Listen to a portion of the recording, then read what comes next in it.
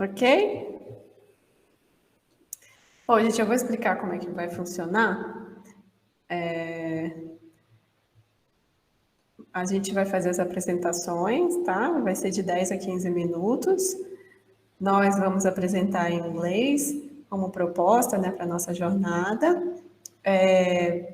Normalmente, né, o prazo que a gente estabeleceu é de 10 a 15 minutos para que vocês possam interagir. Então, essa interação pode ser tanto em português quanto em inglês. O mais importante é que ela aconteça, tá? Então, a ordem, né, a gente mudou um pouquinho a ordem, vai ficar, então, eu começo, seguido pelo professor André, a professora Josane, a professora Erika e a professora Yasmim, tá bom? Então, welcome to our JALI, second JALI. It's a pleasure to have you here today. And my name is Brena Moura.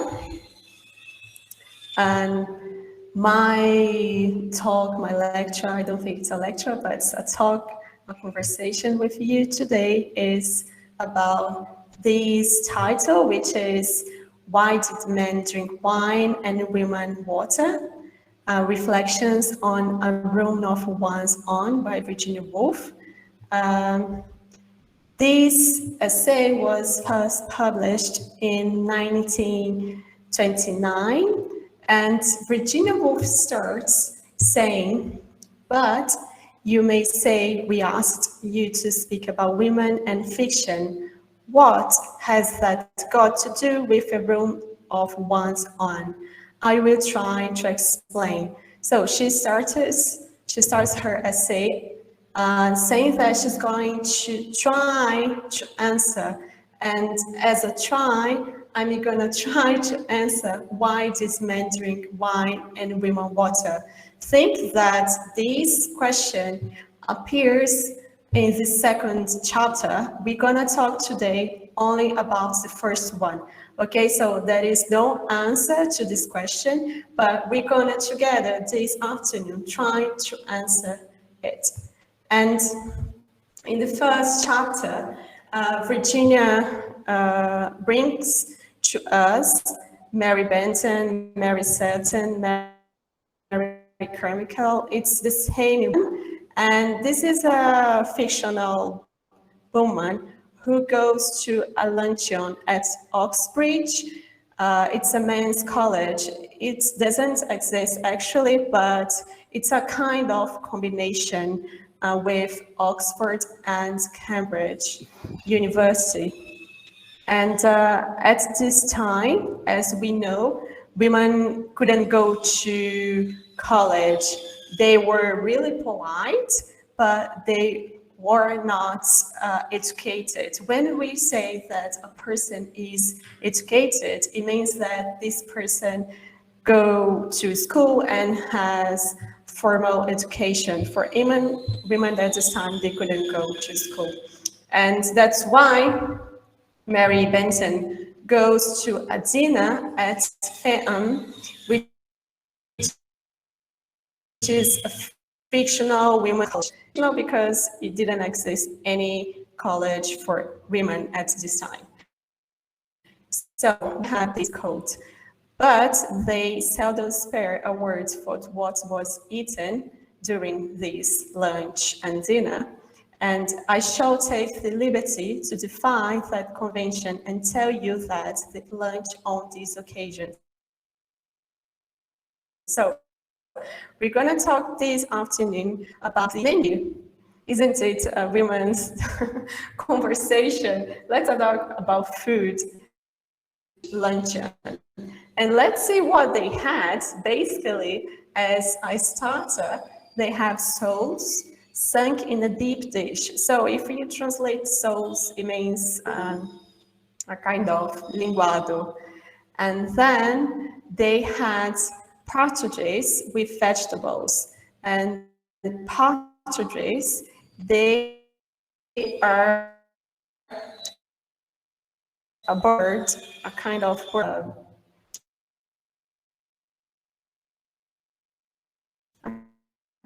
It's a posh kind of word. And as it says, pudding. Pudding, it's a British dessert. I brought to you here the classical British pudding that they have, you know, especially on Christmas. But as you see, for this lovely menu, it must be something very delicious. And of course, with, you know, all this fantastic menu, they have lots of bottles of wine, all different kind of wine. And in the end, when the dinner was over, Virginia Woolf, Mary Benton says, no need to hurry, no need to sparkle, no need to anybody but oneself. We are all going to heaven. And then after, you know, to feel very full, to feel very happy, after all this food, you're gonna socialize as British people like, having important conversations.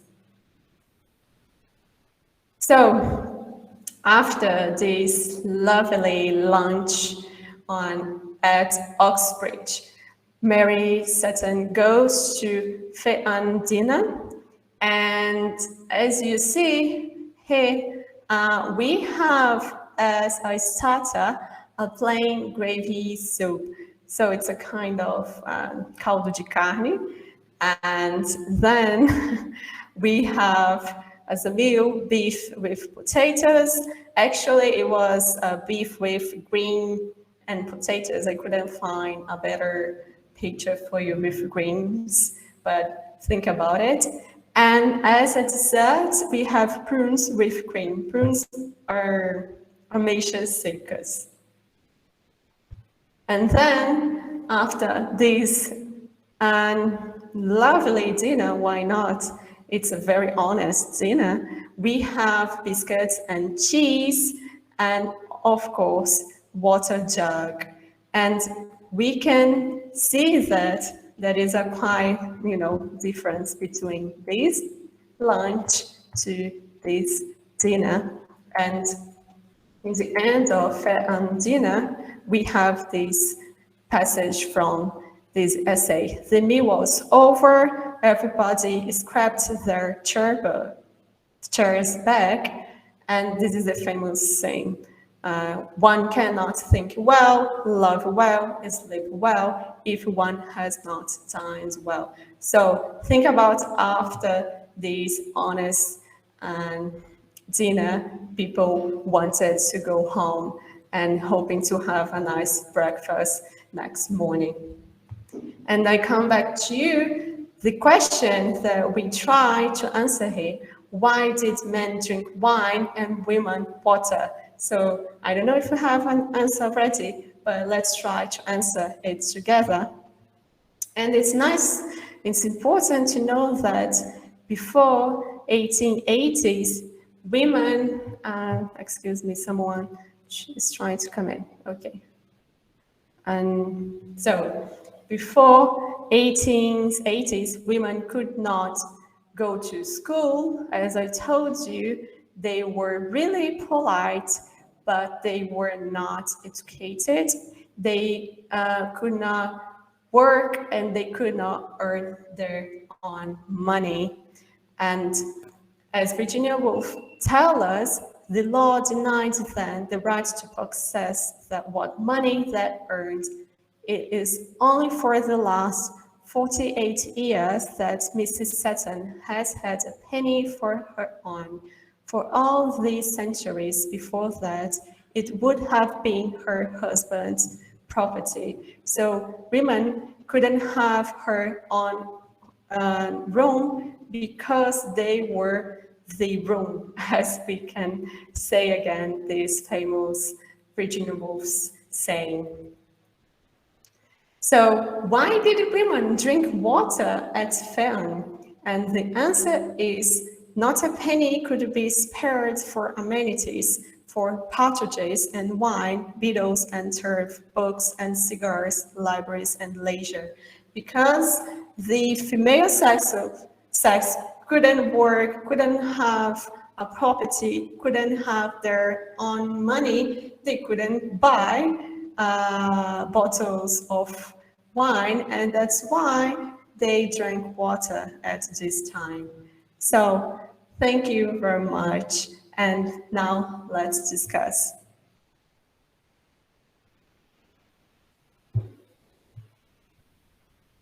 Any questions, comments?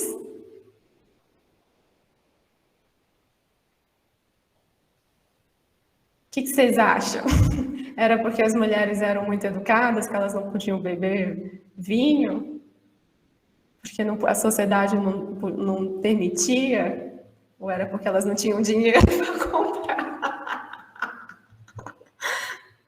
E aí? Eu acho que era uma questão de etiqueta também, né? Acho que até hoje tem muito essa questão de ditado popular, que mulher que bebe é feio, né? Então acho que tem esse peso, assim, né? Talvez uma mulher que tivesse hábito de beber não fosse, sei lá, ser bem vista socialmente, e, né? Tem todas as questões materiais, mas acho que tem esse peso do julgamento social, assim, um pouco. É isso também, né? A Virginia tem essa frase, é mais fácil manter um fantasma do que uma realidade. Então, por mais que as mulheres hoje em dia tenham dinheiro para comprar uma garrafa de vinho, elas têm esse fantasma, né, da era vitoriana que diz que ela não pode beber. Mulher não pode beber muito, mulher não pode isso, mulher não pode aquilo. Então, o fantasma vitoriano ainda está aqui entre nós, né? Por mais dinheiro que nós tenhamos. Isso é interessante.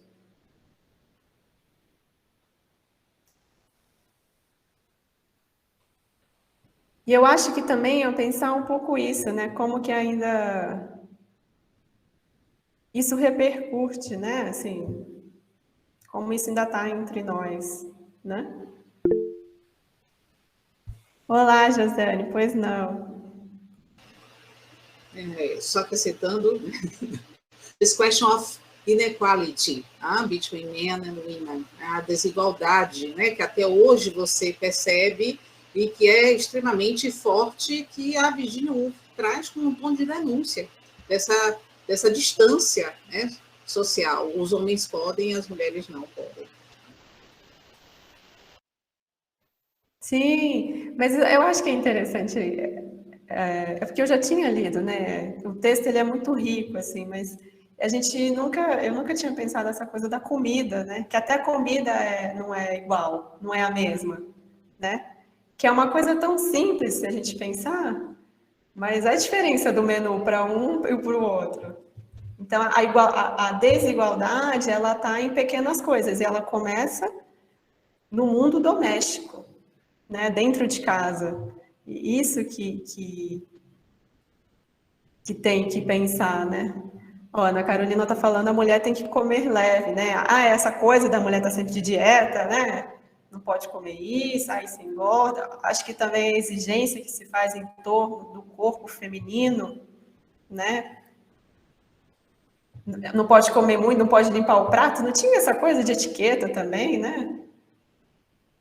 E essa, gente, eu queria pensar também esse ditado, né? Quem come o último não casa. Será que era alguma coisa que vinha lá de um mundo patriarcal, assim, muito rígido, que as mulheres não podiam comer o último porque elas tinham que se casar? De onde vem isso? Agora que me veio.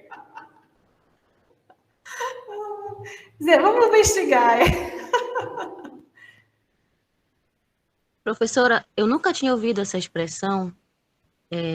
Qual é a expressão que a senhora falou? Quem come o último não casa. Você nunca ouviu? Quem come o último não casa. Essa semana eu fui na casa da minha avó, tomei café com ela falou, esse aqui é o pedaço da educação. Deixou um pedaço de pão no prato. Eu falei, vó, eu acho que é o pedaço da falta de educação, porque se a senhora vai lá na minha casa e não come tudo que botou no seu prato, eu não vou gostar.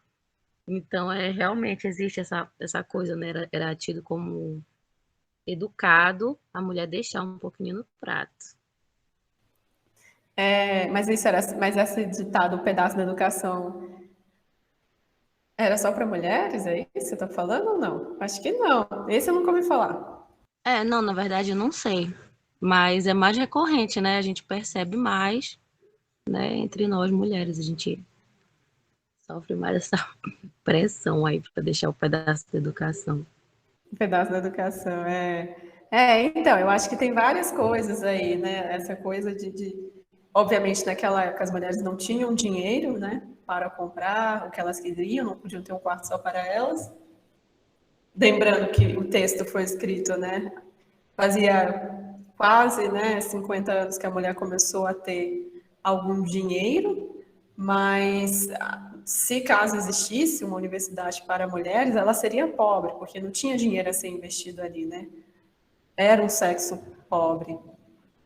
Para além de uma educação, que é, na época, o mais agravante, né? Elas não bebiam vinho porque não tinha recursos para tal. E casamento era negócio, né? Que era a única forma de ascensão social de uma mulher naquela época. Ela ia viver do quê? Depois que a família morresse, porque ela não podia herdar a própria herança. Caso mulher, a herança ia para o primo, se não tivesse irmãos. Então, as mulheres estavam em condições de pobreza naquela época. E é uma pobreza de ordem doméstica mesmo. Bom, acho que quem mais quer falar? Last comment, please. Quer falar alguma coisa, André? Eu permito que você fale como mulher do seu lugar. Homem, hétero, cis, a gente permite, né, mulherada? Vamos deixar, se quiser fazer um palpite. Não tem lugar de fala, nem na literatura também. Me tira da literatura também. Porque eu não... Congratulations for your presentation. Sim, dei a sua chance. Depois eu falar que as mulheres não deixam os homens falarem. Nós deixamos. Ok, então, thank you very much, guys. I hope you've enjoyed it. And now it's Professor André. Thank you. Here. Just tell me if you can read it. If it's okay, just a second. Agora... Just a second.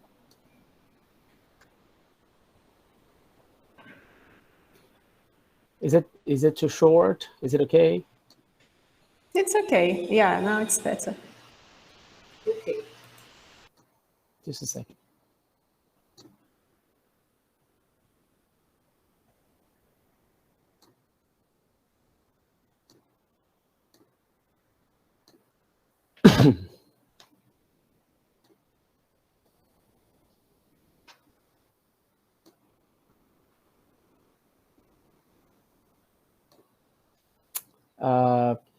All right. Can I start? Yes, please. Okay, guys, good afternoon.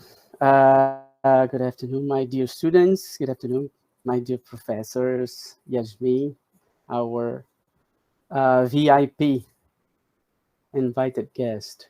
I'm going to talk a little bit about culture in foreign language classes. When I was thinking about this presentation, I decided to make a brief presentation, and I decided not to go so deep in theoretical issues.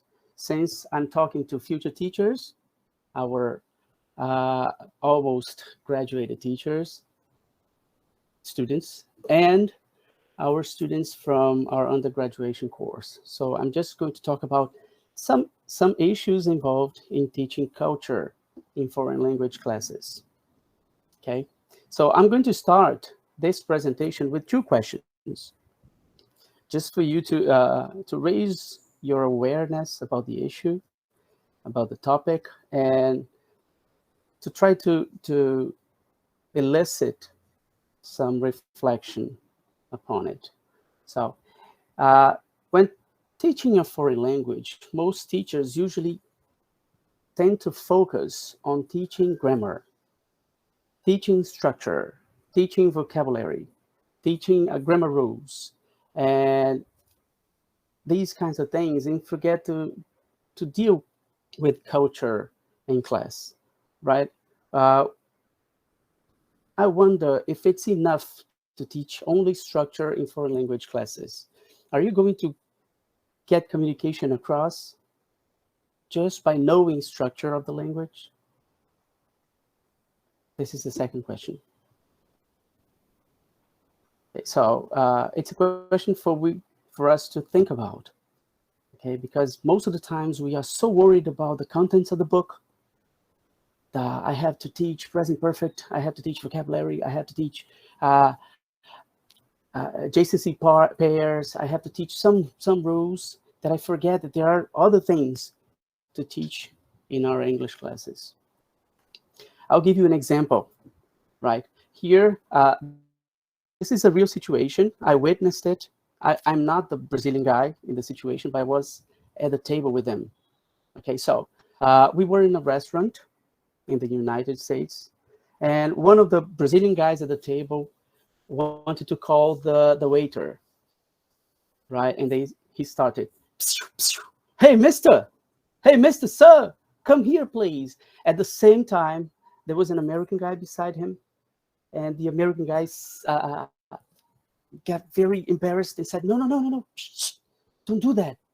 We don't call them like that. It's rude. And the Brazilian guy says, what's the problem, man? He's not coming here. I'm calling him. What's the problem? He said, we just sit and wait. He's going to look at us. He's going to come here. And then the Brazilian guy says, so, what? So I have to wait for him? And he was outraged at that time. And the American guy said, yes, he will come. I don't know if it was because of that, or if we did other miscommunicative acts. I don't know. But for some reason, we paid the bill, we paid the tip, and the change came with, I guess it was like 30 coins, right? So it was extremely rude from the server, and we could not complain because it was money there, right? In our view, we could not complain. So maybe that was the problem. I don't know. Maybe the Brazilian guy was being rude, but I want you to pay attention to one fact. He was speaking English. He was speaking correct English. The problem was the approach. The problem was the way he was using language, right? So the question is, was communication effective in this example? Did he want to be rude? Did he want to be impolite? Did the message get across the way it did? Was he effective? So what I want you to see is that there is more than just structure involved in interpersonal communication. Now, the question is, what is culture in terms of English as a foreign language teaching? So you may think, but in my English classes, I teach culture. I show my students Beyonce. I showed my students the map of England, the map of the United States, and the map of South Africa, some Australian surfers. I teach them that. So we are going to face two different definitions of culture, right? Here I'm following Crash, right, which is a British author. And she says that there are two different definitions of culture when it comes to English as a foreign language teaching. We have culture with an uppercase C. Some other authors call it high culture or visible culture. And we have culture with lowercase c. Some authors say low culture and invisible culture. This first one is what we usually see in English books. So you have the lesson, you have the unit you are going to deal with, and then you have a part of the book in which you say, oh, there is Valentine's Day. By the way, today is Valentine's Day, right? Halloween. What is Halloween? And then you teach your students about Halloween, a party, festivity. St. Patrick's Day in Ireland and in some parts of the Anglophone world. And then you have some sightseeing. You have some sightseeing in England, in Australia, and in some African English-speaking countries, you may show them that this is part of what we call culture with an uppercase C. So we see there are also some famous books by famous authors, songs, films, series, TV series, which are exported as samples of Anglophone cultural artifacts, right? So these are usually seen in books, but if you think about it, you are going to realize that they are usually put in separate sections of the book. And that makes us think that the authors of these teaching materials, they think that you teach language and then you teach culture, right? And that they can be taught separately. This kind of culture, this type of culture it is a great idea to teach them. It is a great idea to teach, to show your students about them, because they are most of the times motivating to the students. Some of the students started studying English because of them. I want to read Shakespeare. I'm only studying English because I want to travel to the United States. I want to get to know Disney World. Okay, so I want to understand movies without reading the subtitles.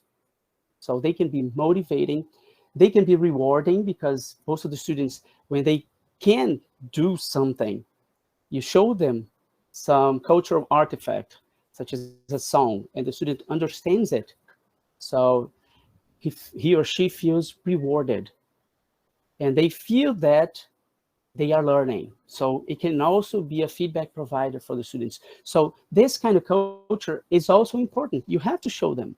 The problem is that it is usually shown separately from language, right? So the question is culture enough? Is this kind of culture enough?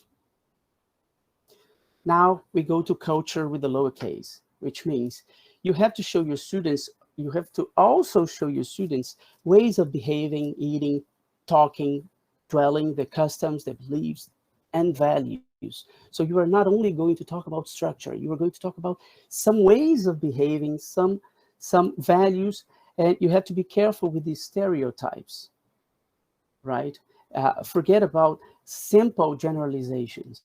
You have to bring some foreign culture so that the students can get familiar with different points of view. I'll give you another example.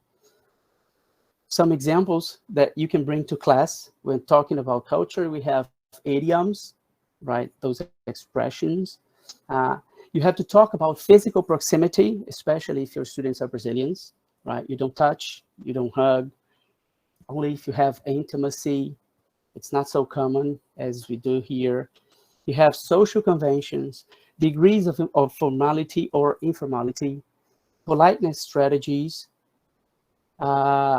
sarcasm, irony, when to use them. And you have to show them that they can be rude if they want. It's not advisable. But the problem is that if they are rude without wanting to do so, just like our Brazilian friend. Okay, I'll give you some examples, right? Some practical examples. Just two, right? I'm not going to talk about the third one. So openings and closings of conversations. This can be dealt with in beginner classes. You're just teaching them, hi, hello, how are you? And etc., right? English classes in communicative approach have a lot of simulations. So when you deal with the simulations, some teachers are only focusing on the structure, the words. They have to say the words. Sometimes they talk about intonation, but look at this. An example. You have a foreign speaker talking to a Brazilian speaker. So the foreign speaker, I'm not saying that he or she is American English. It can be any culture, right? Because it can be somebody who uses English as a lingua franca, contact language. So they say, hi, and the Brazilian speaker says, "Hi," and then, as they were best friends, with a great smile, gets closer and closer, and 2 kisses, sometimes a hug. This is very invasive, right? So I wrote here, no, she's not going to touch me. No, no, no. What is it? A kiss? 2 kisses? And then the interlocutor gets confused, and it may be a problem. So you have a communicative breakdown, right? And then I said openings and closings. At the end, let's suppose they continue talking, and the foreign speaker decides to give him or her a second chance, but at the end, they say, okay, I gotta go now, bye. And then the Brazilian man or woman say, bye. And then they say, kiss, which is meaningless in English, and then goes there and hugs and kisses again, right? This can be very invasive, very impolite in a different culture. So if you only teach structure, this can be a communicative breakdown. Okay, so another example is compliments. We think that compliment will always be acceptable, but Rossi brings an example that in some situations, compliments are not acceptable, especially in formal situations or in workplace. So one learner asked if it is acceptable to comment on a colleague's hairstyle because it was taken as an offense in his or her workplace. Here, complaints, there is a study by Hilliard in which she teaches some strategies of complaints. So you start explaining, then you complain, then you justify, and then you ask for a repair or for something else. You don't go there and you just complain it. It's considered rude. Okay, I'm going to the end. So the conclusions to this presentation is that you do not have one kind of culture only. You have to deal with both, right? Culture, songs, movies, sightseeing, tourist attractions, and you have culture, that means the way they behave, some values, what to do and what not to do. If they think something, if they consider something differently from us, it's not that they are wrong, it's that they are different. So you have to be sensitive about it. We should teach our students language and all the circumstances that involve its use, either linguistically or extra-linguistically speaking. It's not that we teach structure and as a separate moment of the class, we should seek to provide our students with information on different cultures. Okay, we have to do this while teaching the structural part of the language. So you teach how to greet the other person, and you bring some cultural aspects too. You have to make your students acquainted with the unfamiliar views of the world too, and bring cultural aspects of different English-speaking people, aspects that are similar or different from ours, and that can hinder or ease communication, or simply knowledge with the aim of broadening your students' world knowledge. Okay, so these are my references. Thank you. Right on time, 15 minutes. I'm open for your comments. Yasmim.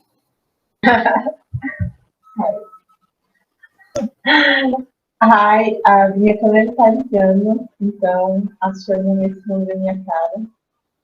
Mas só para fazer alguns comentários, né, eu vou falar português mesmo.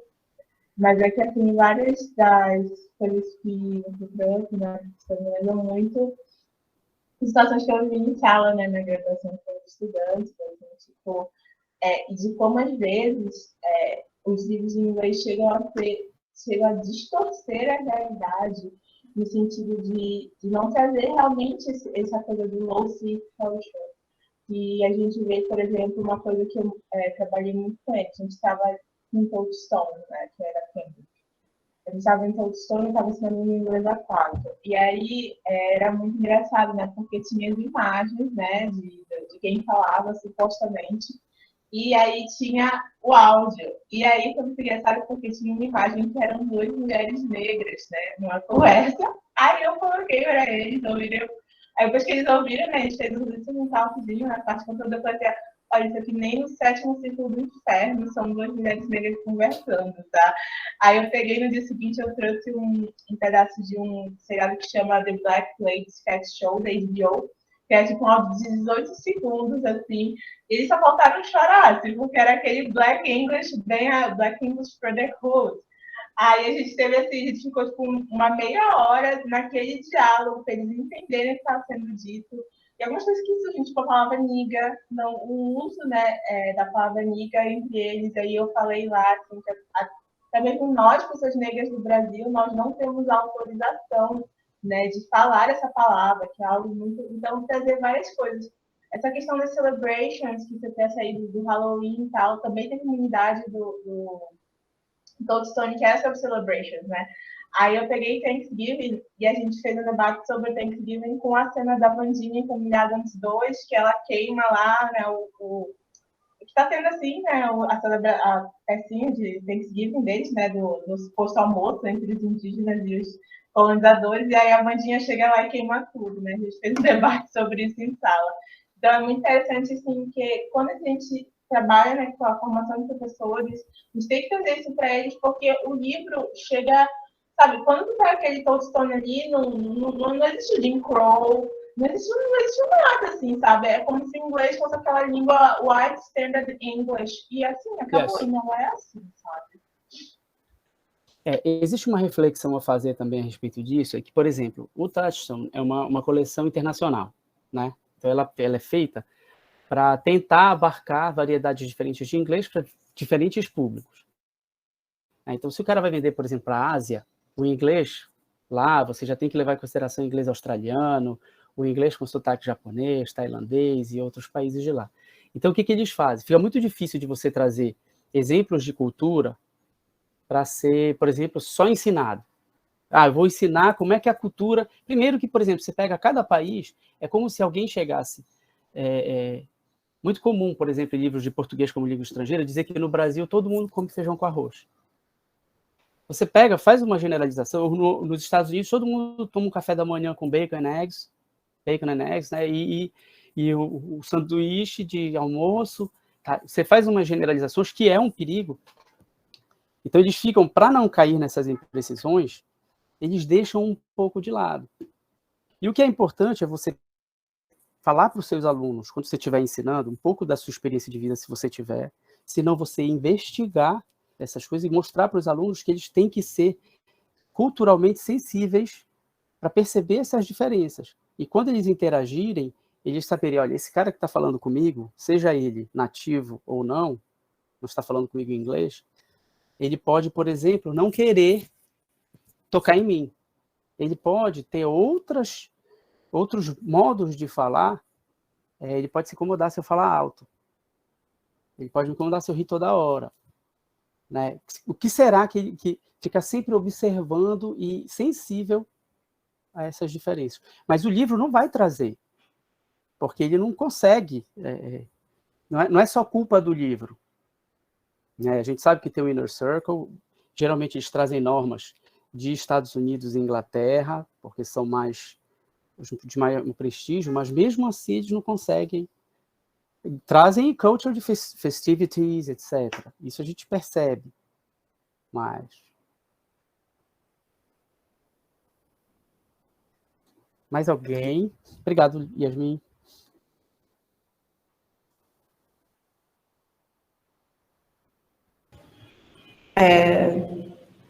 Não, eu só queria comentar sobre essas diferenças, assim, no sentido de que tem muita generalização, né? Para o brasileiro também, todo brasileiro samba, todo brasileiro pratica capoeira e etc. E que eu acho que isso é uma nova, não uma nova também, quem sou eu para falar sobre as abordagens, né? Mas eu acho que tem que ser conversado, assim, essa questão para além, né, de ler o que é British English, de Shakespeare, mas o que as pessoas fazem no jantar, né? Eu acho que é sobre isso, assim. Como que elas se comportariam num jantar britânico, que tem todas essas regrinhas, né, de protocolos. Os britânicos adoram isso, assim. Então, quando alguém fala, né, os britânicos, obviamente, estão ali conversando sobre o tempo, né? Não sei também, eu fico pensando sobre isso, assim, o quanto que uma sala de aula, talvez, né, eu acho que é pôr mais como uma interrogação, o quanto isso é não querer conversar, né, ou falar sobre nada. A mesma coisa quando alguém te oferece, você vai na casa de alguém, alguém te oferece, você não quer um cafezinho, não? Alguém uma vez me falou assim, é como se a pessoa estivesse te negando. E aí você fala, não precisa. Aí ela tem que ficar insistindo, não, tem certeza? Tem certeza? Não me dá trabalho, não sei o quê. Então, eu acho que são proposições para a gente pensar sobre relações humanas, né? Esse Czinho é uma cultura que fala de uma relação humana que é própria do dia a dia, assim. Seria isso? Acho que é uma pergunta. É mais nesse sentido. Você tem uma competência, que é uma competência interacional, que ela não basta na estrutura. A competência comunicativa, se você for ampliar o escopo e tal, intercultural, de qualquer forma, para você se fazer entender da forma como você quer, você tem que dominar outras competências que não são só a competência gramatical. A Yasmim falou da competência sociolinguística, por exemplo. A gente fala sociolinguística, pragmática, mas tudo tem a ver com a cultura dos interactantes, né? Quando a gente fala de inglês, a gente não fala só de nativos, né? Você fala de pessoas que falam inglês como segunda língua e você vai interagir com elas. Então você tem rotina, mas ao mesmo tempo é muito difícil você conseguir prever como o outro vai se comportar se você não tiver um pouco de informação, se você não tiver observação, e se você não tiver na sua cabeça que existem diferenças, que a pessoa não vai se comportar como você. Porque o que geralmente acontece? Acontece o que a gente chama de transfer. A pessoa transfere para o outro o comportamento que ela vai ter. Então, ela faz assim. O exemplo que eu dei do beijinho eu conheci o estrangeiro e ele é óbvio que vai se comportar como eu, porque eu sou uma pessoa normal. Aí eu vou lá e dou 2 beijinhos na pessoa, né, seguindo as minhas regras de cultura. Mas quando você se torna culturalmente sensível, e o professor, não é que ele vai trazer todas as regras de cultura dos países anglófonos do mundo todo, dos povos anglófonos, não. Mas ele vai sempre dizer, olha, na Inglaterra tem um costume de tomar chá 5 horas da tarde. Mas não é que o país para, todo mundo toma chá e o país volta. Não, você tem que sempre trazer para evitar a generalização, imprecisa sempre, e o estereótipo, você diz, olha, tem, em algumas regiões, em algumas classes sociais, você faz isso, pessoal que não está trabalhando, ou então o pessoal que está trabalhando tem o break lá para... E fazer uma abordagem que faça com que o aluno perceba que ele vai ter diferenças quando ele conversar, e trazer o máximo de conhecimento que você tem de outras culturas. Você está falando isso dos cumprimentos, né? Eu acho que hoje tem isso, né? Por causa do Covid, tipo, você conhece alguém, você fala, e aí, a gente pode beijar, melhor só acenar, a gente Agora está piorou, desmanchando. Né? Agora a gente não sabe nem em português, nem no Brasil, como cumprimento. Eu tenho que perguntar se pode, né? Porque, de fato, na real, não pode, né? Tipo, tudo Sim. bem? Então, a gente está com essa estranheza aí, vai ter que repensar. Sabe, você vai desde tudo bem, aí a pessoa começa a falar da vida dela. Não tá tudo bem, começa a falar, você diz, olha, isso daí não é para ser feito, porque se tudo bem é protocolar. E você ensina isso para o aluno lá no beginner. Isso é cultura que você está trazendo. Gente, eu estou perguntando how are you doing, ou what's up e tal, não é para você sair respondendo se você não tiver intimidade, se não for seu melhor amigo. Não, você chega e diz assim, ok, e pronto, good. E saiu. E continua a conversa, se for o caso. Né? Isso você traz, a turma pode ser de beginner no primeiro dia de aula, como pode ser, por exemplo, eu botei como um dos exemplos aí, mas não explorei, turn taking. Porque, por exemplo, no Brasil, a gente tem uma cultura de interpolar, de falar em cima das outras pessoas, que não é tido como grosseria. No ao vivo, tá? Na internet, a gente dá um... Mas não é visto como grosseria. Você vai falando, a pessoa vai falando junto. Quando você está falando com um estrangeiro numa reunião ou num evento, e você fica falando junto com ela, ainda que ela esteja terminando o turno, e você pegue o início do seu turno no fim do turno dela, ela, em 2 minutos, vai começar a reclamar. Vai ser grossa com você porque você está sendo grossa com ela. E você não sabe o que é. Né? Então, coisas que você traz para uma turma de advanced, por exemplo. Sim. É o famoso costume de casa, a gente leva para a rua. Exatamente. E isso é o normal. E quando o cara é diferente da gente, a gente diz que o cara está errado. O interlocutor está errado. É você que está conversando com ele com uma outra língua e você tem que saber manusear isso, porque qual é o seu objetivo? O seu objetivo é uma harmonia interacional. É chegar a interação até o fim e passar a mensagem que você quer passar, se você for competente. Você não quer ser grosseiro sem querer, você não quer ser elogioso sem querer. Né? Você quer passar a mensagem. Ah, eu quero ser elogioso. Você vai elogia. Mas sem querer é que é o problema, que faz você ficar em maus lençóis. Sim. É isso, gente. A gente tem que ser polite e educated. Nós somos, na real. At the same time. Ok. Muito obrigada pela... Ah, não, agora temos comentários para você, desculpa. Só, você está com a sua tela aqui, mas você está vendo, né, André, o que as pessoas estão falando no chat. Ah, tá, beleza. E tem mais uma coisa que eu não falei, é que quando você fica sensível para outras culturas, falei um pouquinho no final, o aluno, né, você, fica sensível para outros pontos de vista, você abre seus horizontes para outras formas de ver o mundo, que vão desde, a Brena falou um pouquinho sobre ver a comida, né, são aspectos de ver e interpretar, desde, sei lá, um prato, a forma a posição da mulher, por exemplo, na sociedade e aspectos que envolvem isso, e você vai, se você estiver estudando uma língua árabe e a pessoa for falar da cultura árabe, você vai ver um bocado de norma super desfavorável ao público feminino. E você tem que tentar entender que se você quiser se comunicar com a pessoa de lá, se você simplesmente for contra, e você não vai conseguir. Né? Vai ser muito difícil, é uma barreira que vai ser intransponível. Aí você tem que tentar entender e fazer o máximo para você conseguir chegar naquele outro, certo? E vai desde isso até outras formas de ver as relações interpessoais. A gente fica dizendo que os outros são frios, porque são diferentes da gente, né? São diferentes.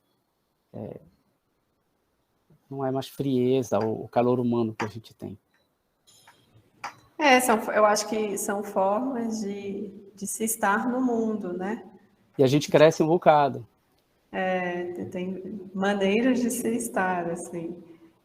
E é isso, você pode entrar numas ciladas boas, assim, se você achar que o mundo gira em torno do seu umbigo.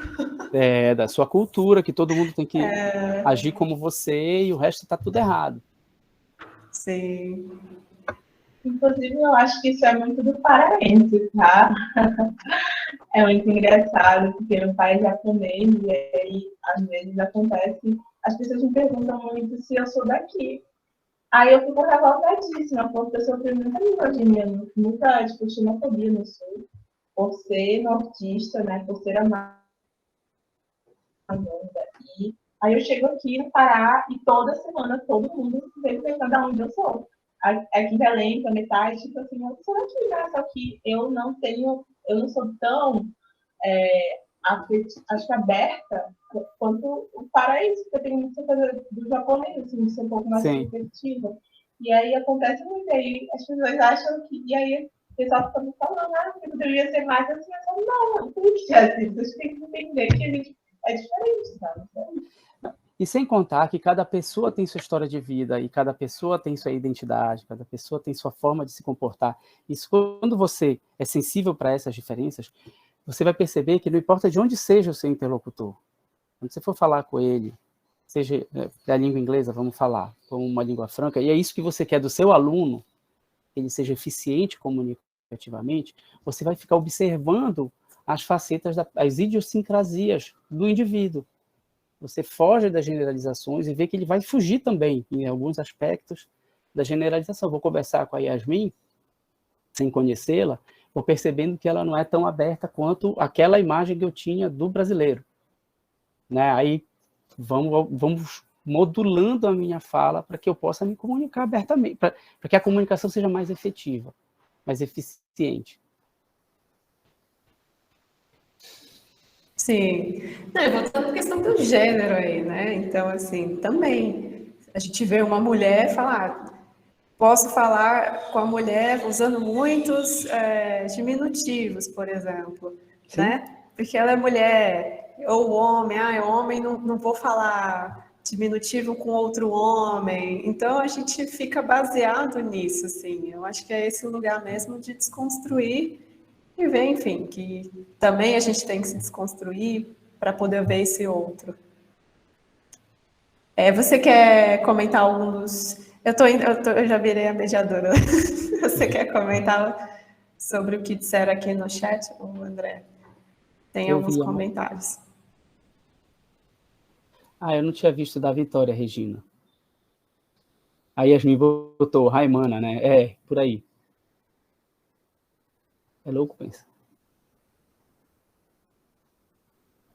Pois é, Vitória, é isso. A gente se acha caloroso, certo? É muito difícil, muito difícil não, mas é inadequado nos definir como calorosos.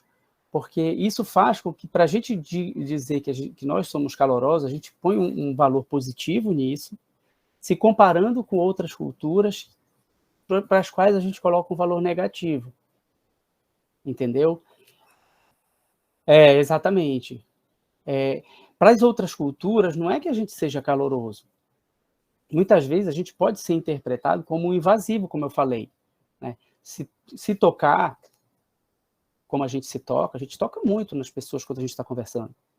Faz carinho, abraça. Como eu botei aqui, a gente se toca ao se encontrar e ao se despedir.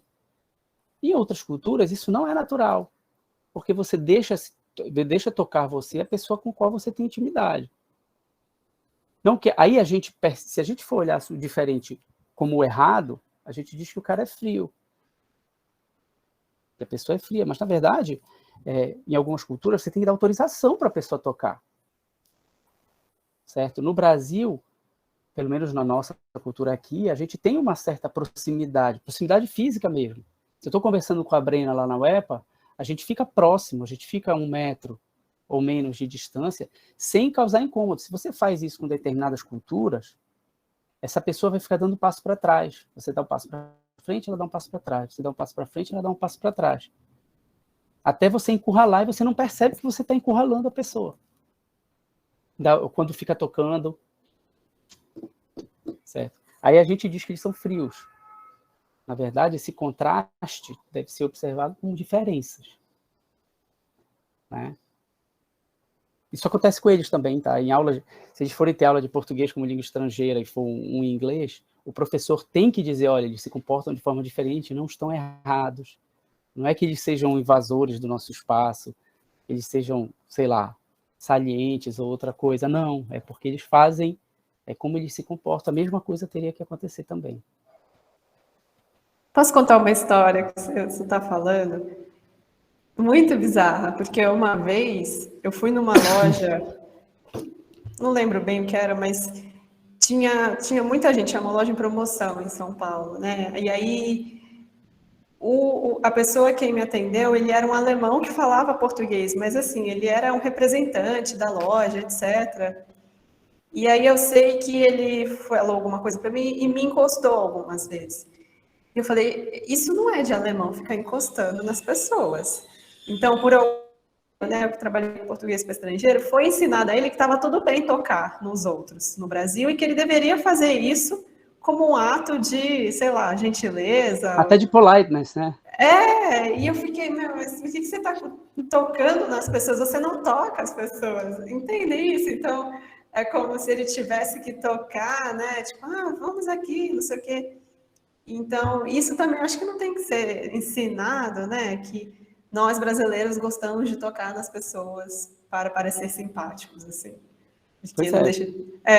Você diz que tocam, mas você sempre tem que reservar aquela relação, aquela interação para observação, ver como é que você vai se comportar de uma forma a conseguir conduzi-la, porque é uma co-construção daquele diálogo, né? Os dois interagindo, e basta você perceber, se eu tocar, eu posso estar sendo invasivo, então eu vou tocar. Só se ela permitir, ou se ele permitir. Né? Se eu falar alto, será que se eu brincar, se eu perguntar para a pessoa sobre a família dela, será que estou sendo invasivo ou não? Né? Basta você ser culturalmente sensível a isso, que você vai ver que você tem mais meios de fazer com que as interações terminem sempre de uma forma harmônica. Exato. Muito obrigada, professor André. Thank you. Last minute, last comment. Alguém, gente, quer falar alguma coisa?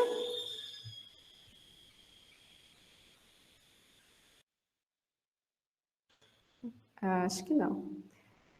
So, Professor Josane, thanks for being here with us. So now it's your turn. Thank you very much. Okay. I need that Professor André was okay. I'm going to share my presentation.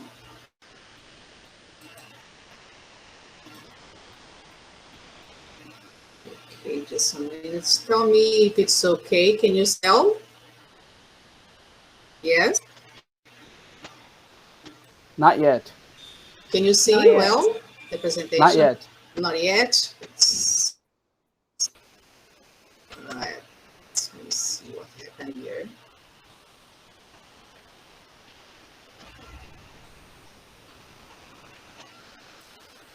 Just a minute here. Okay. Okay. Can you see well now? Yeah. Yes. So, I'm okay. So we are going to discuss a little bit about discourse, ideology, and the EFL teaching. These are part of the reflections I have been making during my classes when we discuss about discourse studies, okay? The question I use it to base the selection of information is that, is it possible to include the study of discourse and ideology in this context of EFL teaching? Because when we bring this discussion about discourse and ideology, it seems to be so theoretical, and maybe for some could be distant from the practice, okay? So the objective of this presentation is to understand the concept of discourse and the ideology and bring this dialogue, establish a dialogue with the EFL classes. I brought just a simple definition of discourse. Freckloff, Van Dijk, they bring the definition of discourse connected as a social practice. So this view is connected a little with what Brena and Professor André said before. So this connection with the social, the context, is really important to make us understand the importance of not just working with structure in class, but the language inserted in a context. Okay, so discourse is characterized as produced, consumed, monitored by social actors. And this is the idea that we are all social actors in this real context, in which we bring this social, cultural, historical view. We are inserted in this context. So the discourse is shaped by social structures with social implications. So the social is really repeated intentionally to make us reflect this connection with the context in which we are inserted. I brought also the definition of Van Leeuwen. Van Leeuwen is one of the authors that discuss about discourse, connecting with this critical view of discourse. And for Van Leeuwen, he says that discourse itself, he sees a discourse as a social practice, but also he brings the idea that discourse is a form of action, as something people do to, do for, or with each other. So when we talk about discourse, we talk about interaction, we talk about communication. So it's really connected with practice. So this is really necessary to emphasize. So discourse is a power instrument. We have the intention, the intentional idea of the people involved in the interaction, and we have the instrument of social construction of reality. So this is really important to emphasize the connection with this environment, this historical social context in which we are living. I also bring the connection with ideology, because when we are in an interaction, and when we are communicating with the others, our friends, or in our work, or in any place, we also bring, materializing the discourse, ideology. No discourse is neutral. This is what Bakhtin, Van Dijk, Van Leeuwen, and other authors always emphasize for us. Okay, so Van Dijk brings the idea, the definition of the ideologies, as a form of social cognition, beliefs shared by and distributed over the minds of group members. So this is not possible to separate ideology from the discourse. It's not possible to disconnect this. And when we talk about ideology, we also talk about identity. And this is a little bit connected to what Professor André said before, this awareness of our culture and the differences of the other cultures. And this is really important. And when we discuss about discourse, we also discuss about ideology connected with identity. Eagleton, he brings to us the idea that there is not just one definition of ideology, but different forms of defining ideology. And considering history, ideology, we have ups and downs when we discuss about the definition of ideology, but what I like to emphasize is that it's really connected to discourse. We cannot separate. As when we work with language in class, we cannot separate from the cultural aspects. So when we discuss about discourse and connecting with EFL teaching, I brought some ideas from Farias, Obilinovic, Orrego. So they wrote an article emphasizing exactly this connection between the use, the discussion, this awareness of working with discourse in EFL classes. Okay, so they brought this idea of the multimodal texts. When we bring this discussion of discourse, the discourse is materialized nowadays in the multimodal texts that combine different semiotic modes, visual, verbal languages all together. So with the technology, we have more and more new combinations that they are materialized in the multimodal texts. So this scenario of technology that we are living in this moment, connected each other through the internet. So this brings the necessity to understand the process, the new process that we have of language production and interpretation. So we are living this revolution from page to screen. So the forms, new forms to communicate, to express ourselves, to interact. So we have new modes that invite us think about what's necessary to understand the message. With the multimodal texts, with the different combination of semiotic modes, it came for us, there's a necessity of understanding the metaphors, the ironic ideas, etc., that comes together with this new information. So this connection with the reality brings us the necessity of understanding this construction of knowledge.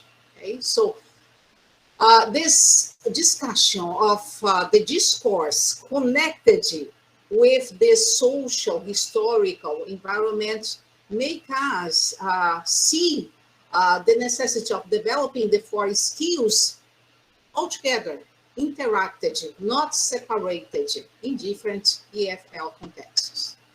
So for this, it's necessary to bring a multidisciplinary approach, not just using discourse studies, but bringing all together pragmatics, social linguistics, phonetics, and etc. All together to understand the social, cultural, and linguistic variables involved in this processing of multimodal discourse. So as language teachers, educators, we should take advantage of these transformations, of this dynamic, trying to engage students to understand and be inserted in this meaningful learning process.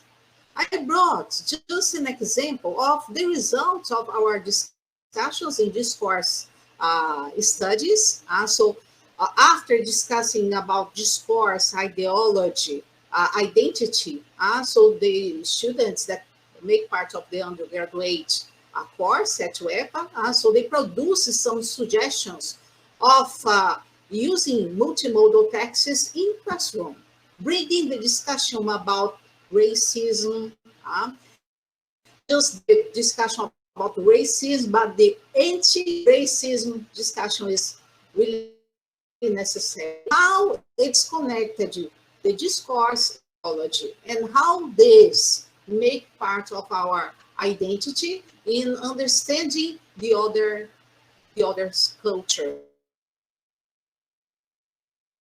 So this is really important. I brought this image to conclude how is connected. So as a kind of engine connected discourse, ideology, EFL teaching, without forgetting the identity. So this is necessary that we connect, not separate structure and culture, structure from the social historical context. So this is necessary that we put together. When Brena brought the discussion about Virginia Woolf, so the context was inserted in a context in which women didn't have opportunities. And so this is really important that we be aware when we are working with the language in EFL classes, bringing a discussion with this combination. And these are the references I used. I'd like to thank you very much for your attention. And just some ideas I brought, and if you can make any comments, examples, if you want to bring, okay, Yasmim. This is a subject that I am really invested in because at least we have a very important nucleus for discourse research. So there are some professors that I'd like to mention here because some of them were my professors and they are great thinking about this subject, and I think that they could, I don't know, one day be references for you, for students, for all of us. And I want to invite them to come to Pará so we can think about, I don't know, something together as a UFPA. Professor Virginia Woolf, who works with much modern discourses, Professor Malcolm Coulthard, who has worked with discourse and ideology related to juridic research, Professor Dr.ª Brena, that works out with discourse and ideology connected to forensic studies, and Professor Pedro Gustavo Higa, that is a close friend of mine, and he works at UFPA, and they are in this making these efforts to bring discourse studies over here to the northwest part of the country to strengthen our own perception, because we have many issues that are really specific, and I think that we could understand better under the light of this personality. But I want to congratulate Professor Josane, who was my professor too, and I was astonished by your presentation. It's very good to see people bringing this personality under the Anglophone light here to Pará, because we have lots of studies in the French version of this personality, but it's good to see critical personalities at times. Thank you very much, Yasmim, for the names you brought. Deixa eu só reforçar um pouquinho a questão como a professora Brena e o professor André fizeram os comentários em português, vou reforçar aqui. Eu trouxe somente algumas ideias, né? Porque quando a gente pensa em análise do discurso, a gente pensa em algo extremamente teórico e a gente imagina distante, né, desconectado dessa realidade, e é necessário a gente trazer para a sala de aula justamente essa consciência da necessidade da gente trazer essa discussão do ensino da língua inglesa, mas conectado com discutindo ideologia, a identidade, o discurso, não só o discurso racista, mas também mostrar a possibilidade do discurso antirracista. Então, são essas discussões que a gente tem trazido para a sala de aula, as reflexões que eu estou me fazendo ao trabalhar, né, com os estudos do discurso, e os alunos também, à medida que eles trazendo as sugestões, nos fazem refletir, fazendo a construção desse conhecimento. Obrigada, Josane. Eu fico pensando, assim, né, que tem essa coisa da gente pensar, né, hoje numa escola, numa universidade, né, esses assuntos que podem dizer ou se discutir, mas ainda essas pessoas, né, que dizem, eu não discuto política, nem religião, nem futebol. Tem só essa coisa, né? Qualquer coisa que você faça é um ato político, é o restaurante que você vai comer, a roupa que você vai comprar, o que você assiste, né? Então, de qualquer maneira ali, nós estamos compactuando, ainda que com o nosso silêncio, com um lugar ou outro. Não há a menor dúvida sobre isso. Então, com certeza, esse assunto tem que vir, né? Eu não sou uma pessoa da análise do discurso, mas eu acho que a gente meio que todo mundo está falando, eu acho que é a mesma coisa, só muda os nomes, assim, sabe? As teorias, né? Perfeito. Por isso que eu fiz fiz questão de trazer a discussão que você trouxe da Virginia Woolf. Você trouxe associado com o contexto histórico-social, né, da Inglaterra, da época vitoriana, e que você não pode desconectar o texto do contexto histórico-social em que ele foi produzido. Assim como nós, quando produzimos o nosso discurso, ele está intimamente ligado ao contexto que nós vivenciamos. Então, ele é eminentemente ideológico, traz a nossa identidade, e é importante que os alunos que estudam as letras com inglês entendam isso e consigam transmitir isso para os alunos. E foi uma experiência interessante que a gente vivenciou com os alunos que produziram nessa ferramenta digital essas sugestões, trazendo essa possibilidade de discussão, que é necessária, se faz necessária.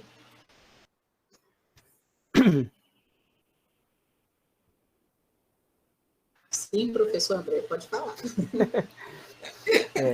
É uma observação. Nós, na licenciatura em letras em inglês, há uma concepção de que a gente deve tratar de ensino de inglês. E que essa é a nossa praia e que a gente não deve sair disso. No entanto, isso é uma escolha nossa, a gente conversa bastante.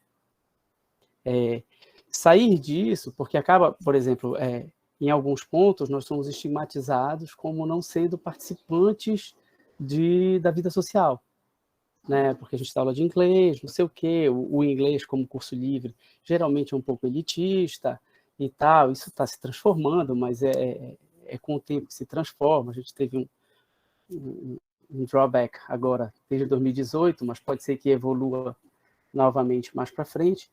E abordar isso, abordar que o que é o uso eficiente da linguagem. Quando eu falei uso, eu não estou falando de produção linguística, não. E também de interpretação da linguagem, de acordo com aquele contexto em que ela é produzida, para que você possa tirar a essência daquilo que foi dito, e para quando você produzir, você conseguir produzir com apropriação, para que a pessoa entenda exatamente aquilo que você está dizendo, com todo o cuidado para não ser mal interpretado, ou para não falar coisas que não devem ser ditas, com empatia, com sensibilidade. Isso é parte de um curso de letras, não importa se seja língua inglesa, língua portuguesa.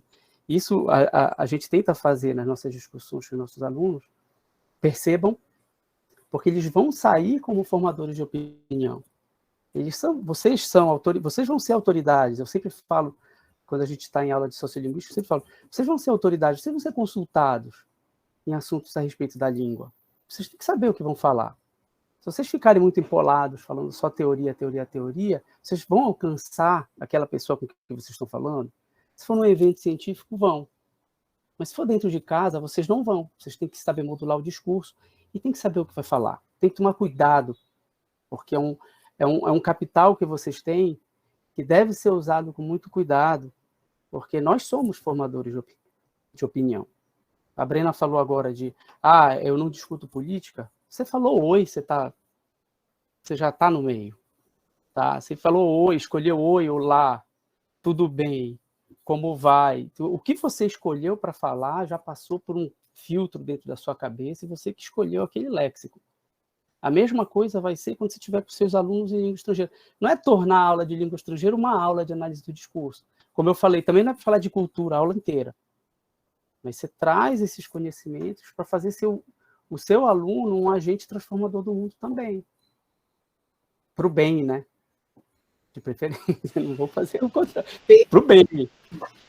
Perfeito, professor André, perfeito. E essa questão da consciência não é trazer a teoria, né, do discurso, discutindo ideologia, identidade, as definições para a sala de aula, mas estar consciente disso é importante, porque são discussões que a gente vem trazendo na análise do discurso, que a gente vem percebendo essa necessidade de se ressaltar que a questão política ela está presente, até quando você, né, trabalha com a estrutura e decide te retirar, colocar a cultura de lado e trabalha só com a estrutura, é um posicionamento político. Exato. É um posicionamento ideológico, que é a sua visão da língua que você está colocando ali para os seus alunos. Então, é extremamente importante, como profissional que ensina a língua inglesa, estar consciente disso. Qualquer profissional do curso de letras, mas aqui especificamente falando profissional de língua inglesa, estar consciente disso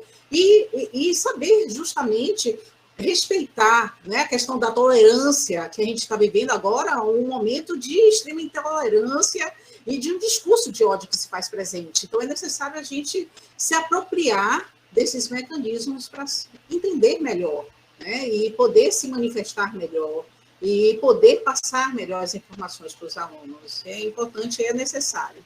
Né? E um discurso de ódio que muitas vezes é fomentado para evitar o diálogo.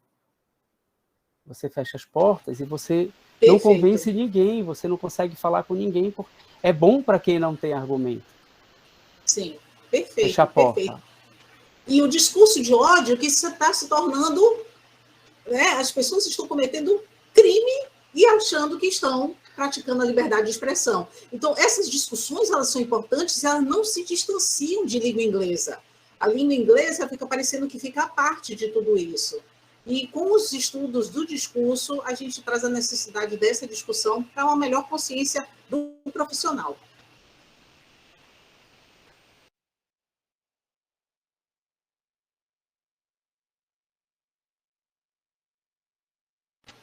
Mais algum comentário? Brena, pode.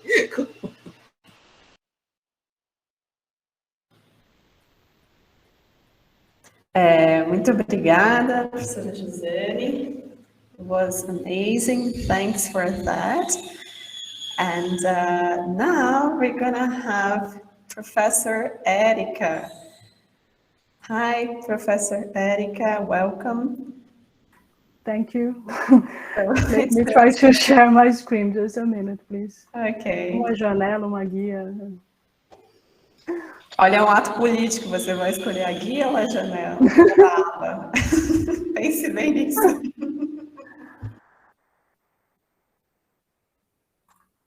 So, okay, can you see that? Yes. Okay. So, good afternoon, everyone.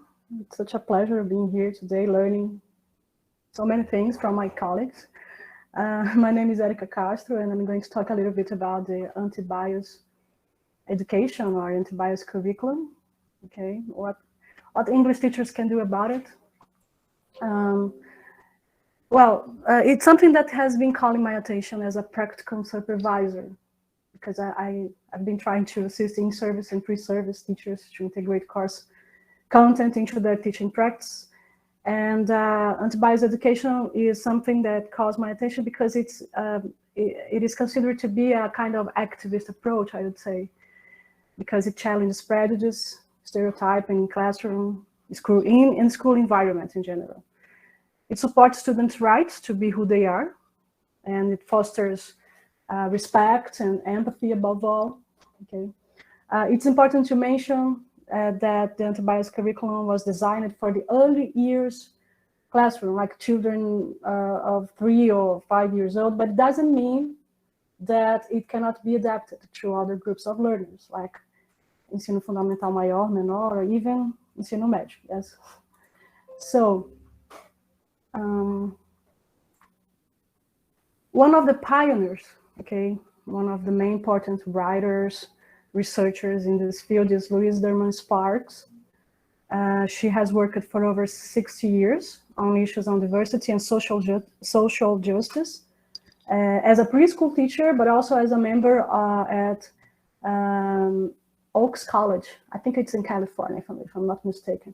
I highly recommend you to access this website, antibiasleadersec.com, because you can download her publications, papers, but also you can get in contact in a deeper way, let's say, with the anti-bias education by watching short videos like this one, reflecting on anti-bias education in action.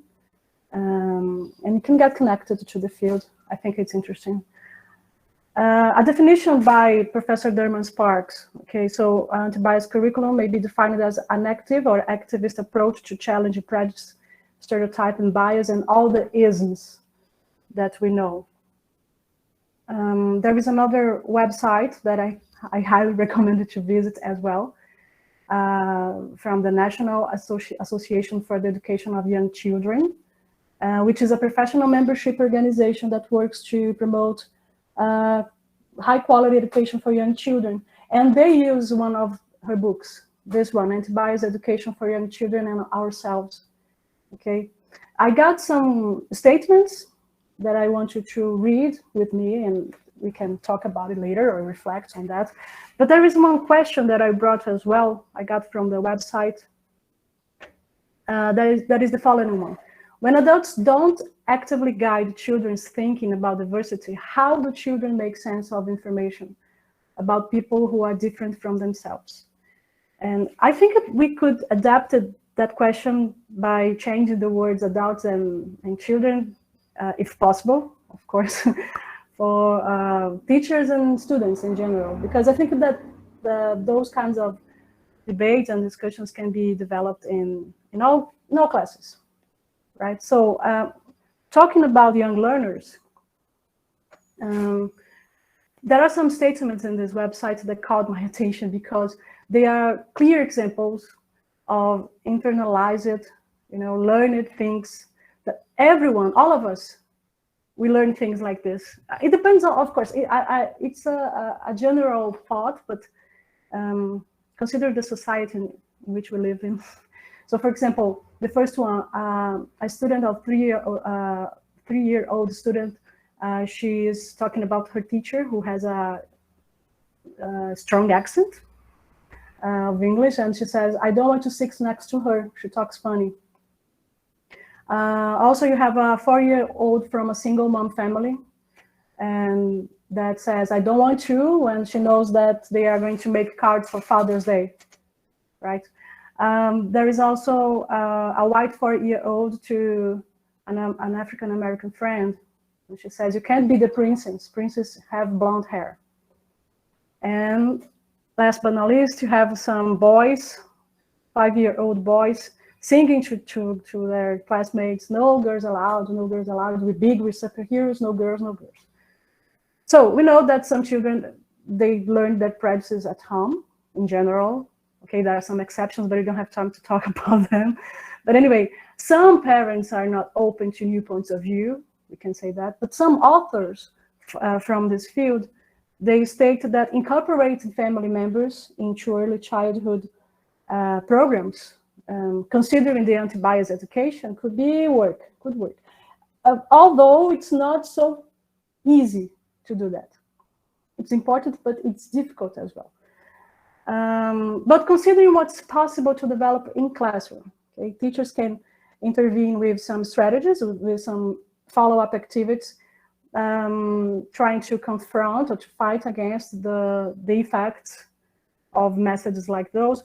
Also, we can consider that, well, the statements from the students, they can be the source of information that teachers need in order to develop some activities in classroom.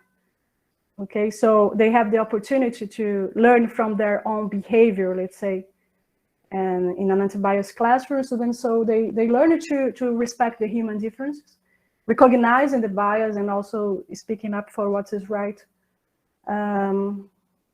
It's safe to say that their questions, their behaviors, their attitudes, they are important source of the anti-bias curriculum itself. There is no one way or a unique way to implement that, but there are some goals, okay, to help. They work as guidelines for teachers. For example, you can exchange, like a child, you can see students there. Okay, each student will demonstrate self-awareness and confidence, family pride, positive social identities. Each child or each student will express comfort and joy with human diversity, accurate language for human differences, and deep caring human connections. They will increasingly recognize unfairness and have language to describe unfairness. That's very important too. And understand that this kind of behavior, it hurts a lot. Okay? It's not neutral. The students also can demonstrate empowerment, okay, and the skills to act with others or alone against discriminatory actions. So it's possible to develop some activities. I've brought some suggestions. Of course, they are only suggestions, okay? By considering all these things in anti-bias curriculum. So is it possible to be taught? Yes, considering the increased differences in race, gender, culture, special needs in our students, and also the fear, the uncertainty or discomfort that it may cause in all of us. Well, just open up a parenthesis right here.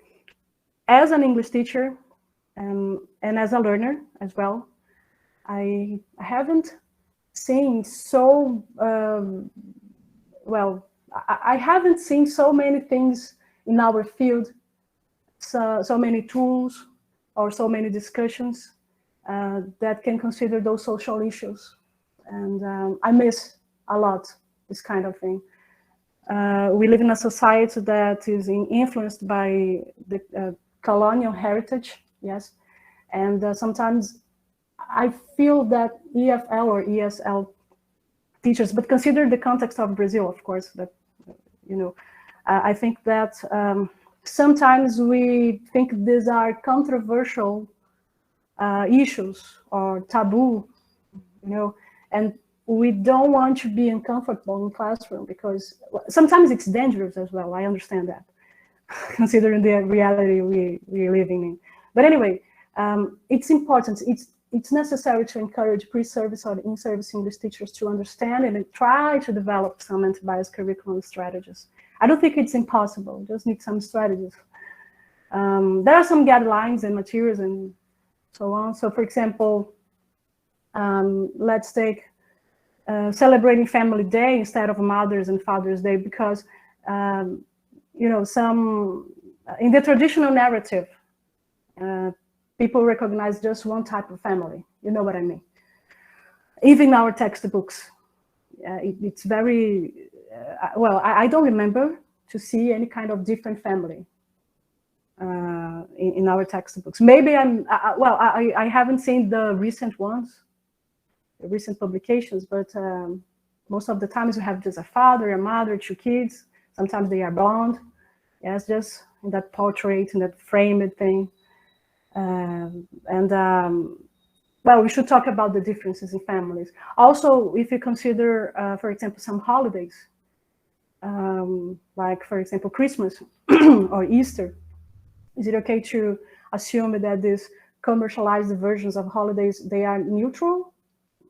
They are culturally and religiously neutral? I don't think so. Yes. And well, some questions could be like brainstorm activities, like how do African derived religions celebrate Christmas? Or what is Ramadan or Hanukkah? I don't know how to pronounce, I'm sorry. But anyway, these are some alternative things that we could bring into our classrooms to discuss and to work with culture as well, I guess so. And well, you can ask students misconceptions and stereotypes. You can find out their thinking or feelings about some particular kind of diversity. For example, a person who is deaf, a person who is in white or American Indian, a person who is homeless. These are some pictures that I got from that website that I showed you. And here you have an activity. This is for, well, if you have, for example, 7th or 9th grade learners, or even the high school ones, I think that we can develop an activity like this. You can explain to students they are going to reflect on specific stereotypes by looking at some pictures, and you can ask them to write down their first thoughts about those people. This is an activity that I think it's possible to be developed. Okay, you can use the videos or songs, and here I brought a song, a video actually, from Villa Sésamo. I think that you know Sesame Street. And it's a song called I Love My Hair. This is about self-expression, acceptance, identity construction. I was thinking that it's important, for example, to evaluate how Black children are represented in television. I don't know if you have already watched the movie by Disney, Encanto, yes? Well, what are the implications of these representations, and also the implications of the lack of those representations for Black children, for example.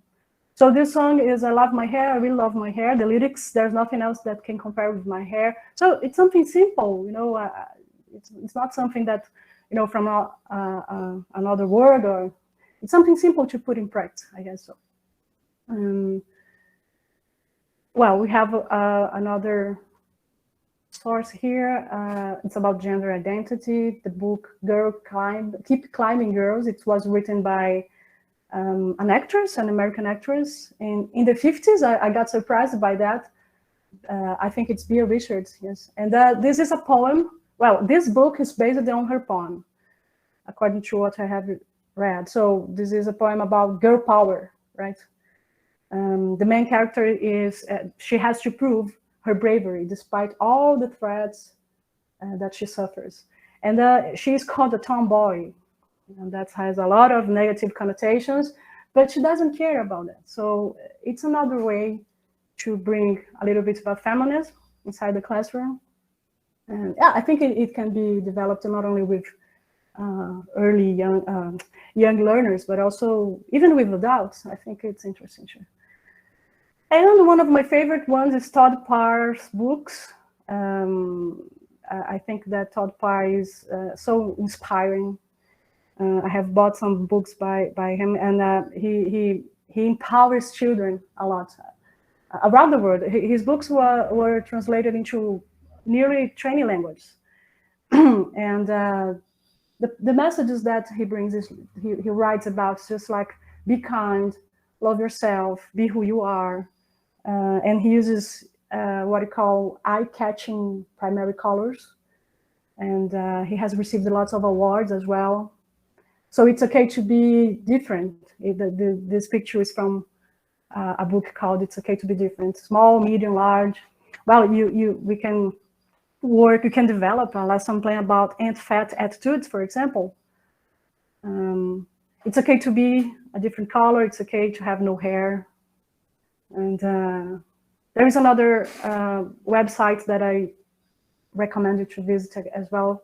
It's called learningforjustice.org, because they have lots of lesson plans about all these kinds of issues that we need to talk about. And also those plans, they can be developed not only for children, not only with children, but also with teenagers and adults. And they have also some professional, some materials for teachers, professional development, triennial, things like this. Okay. Well, I just to finish, I'd like to share with you one of the main papers that I have been reading. It's by Aparecida Jesus Ferreira, professor from Universidade de Ponta Grossa. Well, I was telling you, but at the beginning of my presentation, that I have observed that our field, maybe it isn't. It is more connected nowadays. Maybe you can tell me about that if you want to. But I think that we still are on the way. You know, I mean, consider the textbooks, things that we see. And Professor Aparecida de Jesus, she points out in one of her studies that for every 5 white people that appear in a book, like for example, she has examined the book Link. I think it's Link or Links. But anyway, for every 5 white people that appear in the book, 1 black person is represented. And it demonstrates that not only the low number of black characters, for example, but the activities that these people are related to, they are very stereotyped. Because when the book shows some black characters, they are, like, for example, soccer players. So I know that we as English teachers, we fight against something. We confront things like, for example, we talk about cultural diversity to overcome or to overturn the theory of the ideal speaker. That's very relevant. But why do we forget, for example, to talk about the other issues that are about inclusion and diversity as well? So I think that we have to reflect, to think a little bit. It's food for thought, isn't it? So just to finish with a statement by Professor Derman Sparks. In a society in which institutional structures create and maintain sexism, racism, and handcapism, it is not sufficient to be non-biased, nor it is sufficient to be an observer. It's necessary for each individual to actively intervene, to challenge and to counter, to face against, to fight against, to face the personal and the institutional behaviors that perpetuate oppression. So I think that we have to change, yes. Just to finish, I'd like to share with you. Thank you a lot. Okay, I don't know if Professor Josane is going to remember, but we, in a situation that we were together, we were interviewing some people, and I asked some English teachers how they would make their classroom more inclusive, and all the teachers considered my question like the diversity of learning styles. Okay, this is very important, of course, but I think that they didn't get what I was trying to ask or what I was trying to get from them. Maybe because we don't pay attention to these things, all of us. So I think that issues like racism, feminism, ableism, they are controversial subjects in our society and in our classrooms as well. But as long as we don't take a stand and we don't adopt the strategies of an anti-bias approach, I think that we will only be confirmed that we don't want to participate in ineffective changes. Like, we don't want to change things in an efficient way. We just, well, I think that we have to think beyond structure and vocabulary, of course, but trying to develop specific activities or lesson plans that consider all the things that we are seeing nowadays in our society and on TV, and things related to our lives in general, and especially we have to get connected to our students' reality. It's not so easy, for example, to get close to their family members and to ask them to participate into the school community, but at least trying to understand why they reproduce or why do they behave in a specific way.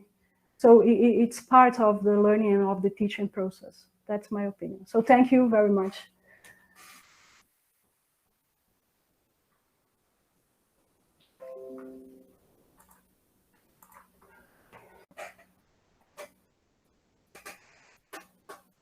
Going on, Josane. Erika, não podia deixar de falar. Adorei os exemplos, muito enriquecedores. E você veio depois de mim, que trouxe justamente essa questão da ideologia da identidade. O quanto é necessário, e se faz necessário, para a gente incluir, a gente precisa trazer essa discussão para a sala de aula. E quando a gente... E foi muito bem lembrada essa questão da pergunta sobre o ensino inclusivo. Nenhum professor de inglês soube trazer um exemplo de inclusão. Se não soube trazer, é porque não discutiu isso na graduação, não usa isso na sua prática, provavelmente, né? Não pensa sobre isso. Então, aí você traz a concepção do ensino de língua inglesa cada vez mais elitista, porque não traz justamente essa discussão que se faz necessária na atualidade. Exatamente. Então, eu acho que nós estamos... agregou ao ensino da língua inglesa essas discussões sobre racismo, sobre o discurso antirracista também, né, que é necessário a gente trazer e reforçar isso, a questão do gênero, enfim, essas discussões agregam e fazem com que a gente reforce a nossa identidade e passe a respeitar o outro, né? São discussões que são necessárias não só na língua portuguesa, mas em qualquer sala de aula de língua estrangeira também, né, para um aprendizado melhor e mais eficiente. Obrigada pelos exemplos e pelos sites. Imagina. É por isso também que eu defendo arduamente que o nosso currículo tenha pelo menos algumas nuances da chamada linguística aplicada crítica, porque ela anda de mãos dadas com as disciplinas que você ministra, Josane. E isso é importante, acho que para todas as disciplinas, né? A gente não é neutro, de fato. Nós lidamos com seres humanos, e aí vem uma carga de coisas, assim, de diferenças e tal, que a gente precisa considerar, mesmo sendo professores de língua estrangeira, né? Quer dizer, uma coisa não anula a outra. É por aí.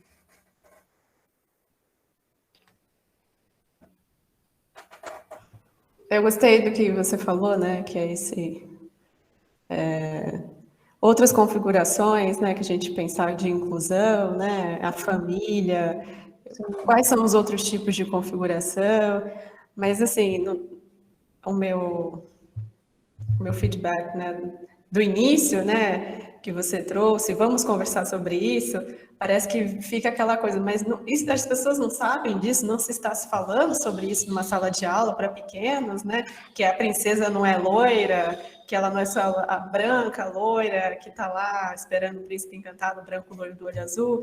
Então, é de novo aquele lugar que até o óbvio precisa ser dito, porque não, né? E a gente tem que ficar batendo nessa tecla aí o tempo inteiro, né? E eu acho que a gente está conversando aqui sobre as mesmas coisas a partir de perspectivas, teorias, abordagens diferentes, né? E eu sempre, ela falou algo, né, que é esse food for thought. E a gente não poderia estar falando sobre isso tudo se a gente não tivesse almoçado. Bem lembrado, que inclusive foi bem em cima da hora. Não, mas eu acho que a gente ainda considera esses assuntos como assuntos polêmicos demais. E a gente quer... Muitas vezes você precisa ficar em dois extremos, às vezes. Ou você é o isentão, ou você é o chato do rolê. né? O pessoal que chama os nossos pensamentos críticos de Lacrolândia. E não tem nada a ver, a gente precisa lidar com as diferenças, é só isso. Crianças são filhas de duas mães, são filhas de dois pais, são filhas de um papai e uma mamãe, por exemplo. E por que no livro... Eu não vou nem longe, gente, eu estava fazendo um curso da Aliança Francesa, que eu nunca termino, e no livro lá também tinha coisas assim, por exemplo, coisas de pensamentos masculinos, pensamentos femininos. E tá lá, as editoras ainda reproduzem. Eu não sei como é que estão as publicações mais recentes em relação a questões não só de etnia, mas também desses feriados, por exemplo. Por que a gente não pesquisa como é que se celebra o Natal em outros locais, né? de outras visões, enfim? Será que se celebra a Páscoa da mesma forma? E essas coisas trazidas, porque também dá trabalho, né? Eu acho também, não sei se... mas são coisas que a gente tem que pensar. Eu acho que tem que trazer essas discussões para os nossos alunos também, já que eles vão estar no... Agora também, uma coisa que eu já escutei numa sala de aula de linguística aplicada foi: professora, eu quero falar sobre esses assuntos mais ditos polêmicos, mas e se eu perder o meu emprego? Tem essa questão também, né? A gente também tem que ver que em alguns cursos, algumas escolas, dependendo tudo é político, né? Então, tudo dependendo da visão, e é claro, ninguém está dizendo assim, olha, perca seu emprego, mas defenda a sua bandeira militante. Não é isso. Não é isso, mas eu acho que de uma maneira razoável, e se a gente conseguir também ter um espaço, né, da coordenação, da direção. Às vezes, por exemplo, uma maneira de conectar famílias, alunos, a comunidade como um todo, são essas feiras que tem nas escolas, né, feiras da cultura, e de alguma forma os professores podem trabalhar isso juntos também, não sei, são pensamentos. Acho que os alunos podem falar melhor, que já estão no mercado também. Não sei se alguém quer se pronunciar.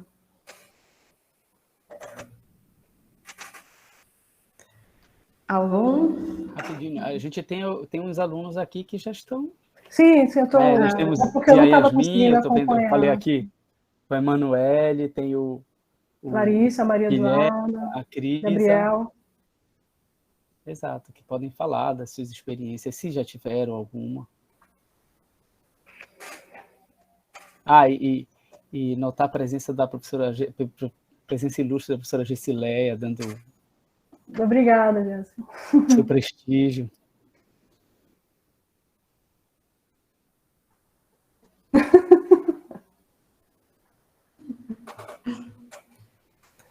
Mais alguém? Bom, queria agradecer. Alguém mais quer falar, gente? Last minute, last call.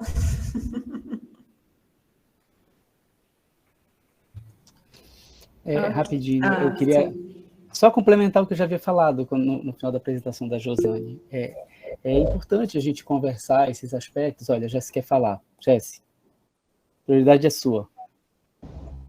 Obrigada. Acho que congelei, né?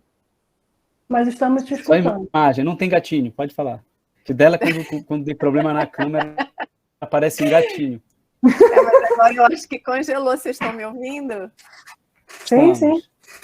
É só para pedir perdão. Eu estava ocupada aqui organizando algumas coisas do projeto, do curso e também da defesa, né, dos alunos. Cronograma. E Yasmim, que bom te ver, menina. Então, perdão, Jô, perdão, Erika, perdão, Brena, perdão, alunos. E também estou de olho aqui no celular, porque vai ter reunião vai ter assembleia do sindicato daqui a pouquinho, né? Então, era muita coisa na minha cabeça e eu acabei esquecendo esse momento tão importante. Ouvi o finalzinho da fala da Erika, não te ouvi, Jô, e podem brigar comigo. Imagina. Abraço. Desculpa, André, entrar na tua fala.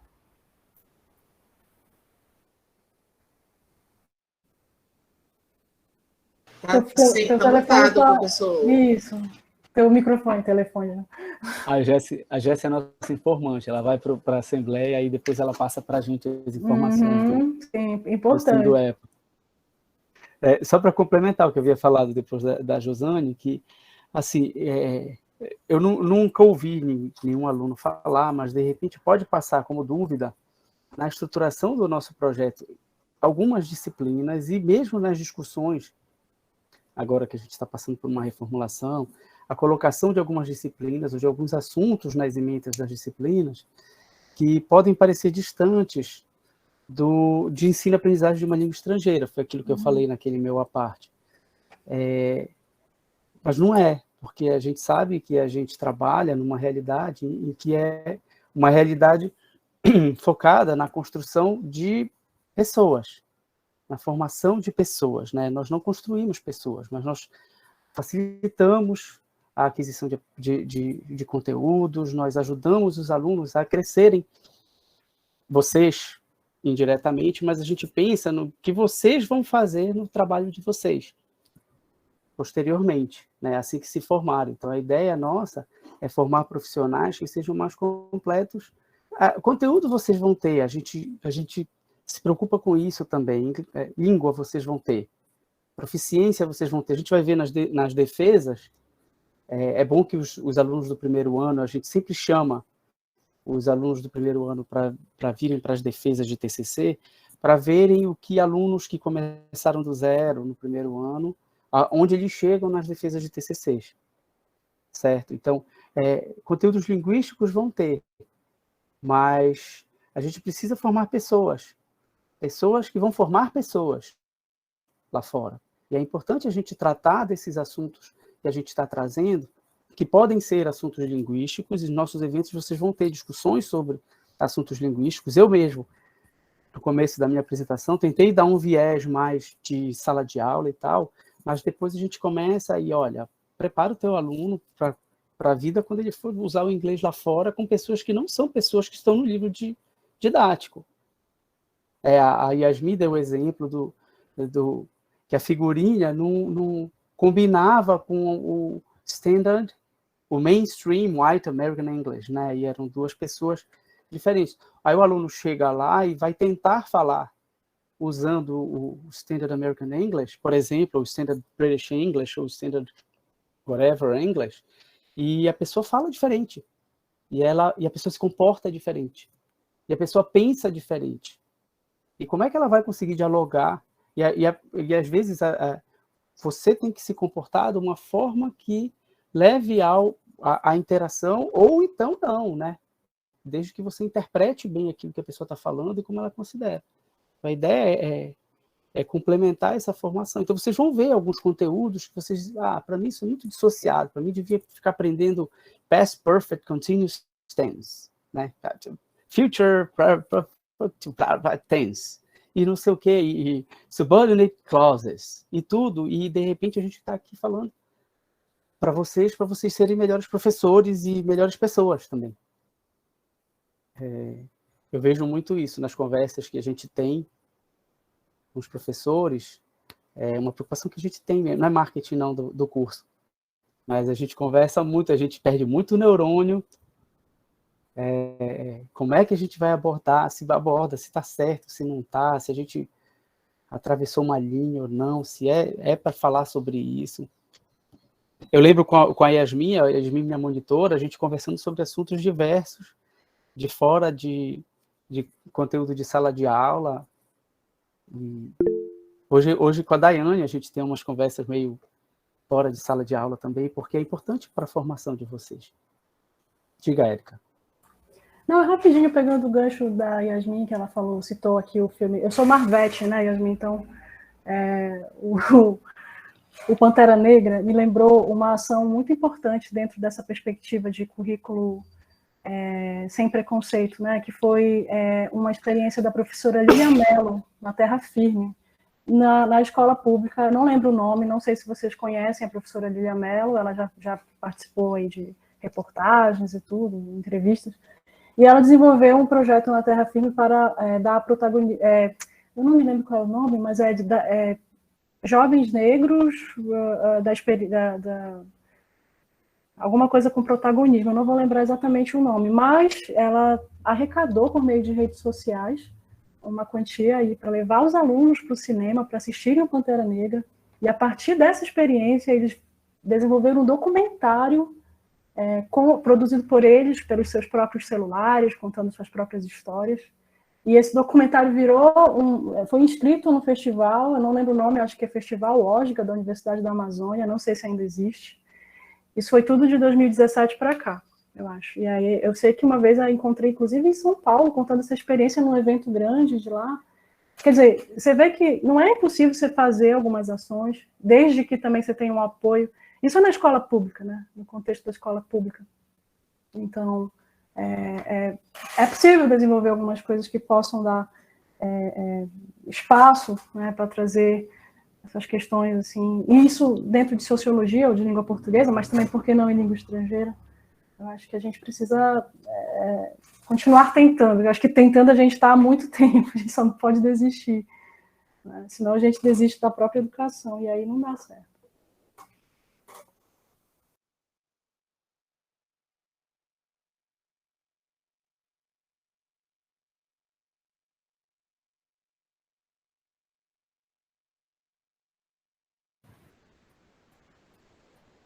Last comment, last call. Alguém quer falar mais alguma coisa?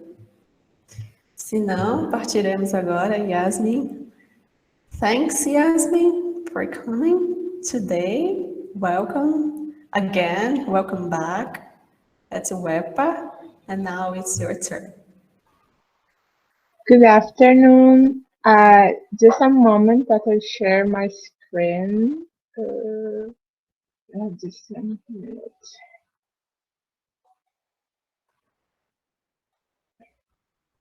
So I think presentation will be a bit bilingual because I had selected this team to discuss with my students at UFPA, and then I thought I could bring it here because Professor André told me that it was focused for students of the last year of the course that are going to present their final work to get their undergrad title. So I think that it's an interesting theme to think about our future, right? I think that maybe some of you think about having a career as a public servant, servidor público, and I think that is an interesting thing to think about this kind of idea of how to face concurso público and also a seleção de pós-graduação, using strategies that sometimes we learn on our undergraduate course that we work with. So the title of my presentation is Leitura e Interpretação para Concursos e Seleção de Pós-Graduação usando abordagens do inglês instrumental. And it's made by me, Prof. Yonekura. And so, my introduction, I'd like to think about concurso público and seleção de pós-graduação as textual genres, where they require us interpretation and performance. So, in a certain level, I want to demystify the idea that concurso público are no very impossible things. No, they are things that we can learn how to prepare and how to be approved in these moments. The use of techniques of English for specific purpose that we call in Brazil English instrumental, and how to apply these techniques on these moments. So how can I think about concurso público and seleção de pós-graduação as textual genres? So this is actually an idea that I've been discussing with a friend of mine that is Professor Pedro Riguer. He is from the Federal University of Alagoas, and we have been thinking about how we can be better candidates in these moments without being scared, without being thinking that it is too much, how we can handle this. And we can think about concurso público and seleção de pós-graduação departing from the idea of literacy, so developing the proficiency of different uses of the language on its different contexts. We can think about textual genres as tools of expression, of diverse uses of the language. So we have here the idea of literacy as an update of the idea of alphabetization, and we can think about developing these skills, and we can teach that, and we can think about textual genres as language in social use, which is very important for me. And we can think about concurso público and sessão de organização as textual genres because they follow some patterns, they make requirements, and they can be taught. So it's something that I am working with my students, though they had their first final exam, and we studied a question of the Instituto Federal do Rio Grande do Norte that I bought for you here. And they have answered this question because I want them to have this experience in their undergraduate classes. So when they go to a concurso público for a professor or teacher, they already know how they can behave. Following, I will introduce the idea of textual comprehension that are very important for the following ideas. And we have... Com licença, eu acho que não está passando os slides, eu ia falar né? isso. Não, I'm sorry. Peraí, que agora você está no 4 e não passou para o segundo e para o terceiro. Não, eu sei, porque dá problema quando a pessoa está no PowerPoint. Ele não passa, só ela vê passando. Mas tá ok. Já começou agora? A passar. Yes. Sorry. Esse computador, vocês sabem, ele tem... Esse computador, ele é da época que eu era graduanda. Então, na verdade, do meu ensino médio. Então, ele é bem... De vez em quando ele dá esses bugs, assim. Mas agora vocês estão vendo... Isso acontece no PowerPoint mesmo. No PowerPoint. Mas agora tá exato. ok. Agora a gente tá vendo você passar. Você não pode ficar no modo apresentação. Então tá. Então, vou deixar nesse modo aqui normal. So, sorry, return to that, to my presentation. Então, agora, algumas ideias, né, de compreensão textual que são importantes. So, some important ideas. So, the first one is general comprehension. So, when I have a general idea of the text, and what is this text in general talking about? The following is the comprehension of the main point. So, I investigate the paragraphs, the parts of the text, to understand which main points are bought in each part. And the last one is the detailed comprehension, in which I understand what each line is telling me. So those are important ideas, and you are going to use that to see how we can apply that in concursos públicos and also pós-graduation selection. So the first technique that I wanted to explore is called scanning, which is the idea of a more general kind of technique of reading. So first of all, read the questions that are in your exam. Decide which kind of information are you looking for. For example, a specific number, a specific special date, a name, something specific, and look up only for this information. You don't need to read all the words on each phrase.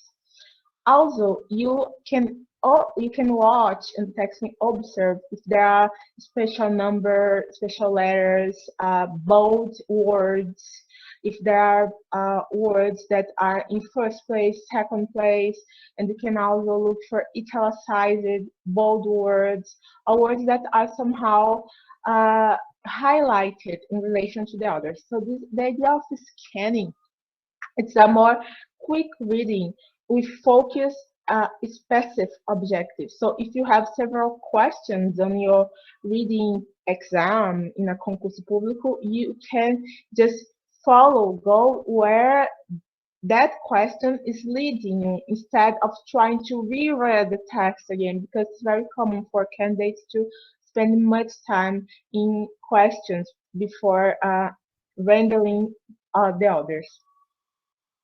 And there is also the idea of skimming, which is a more detailed and profound comprehension. So scanning is more focused, but skimming is a more large idea.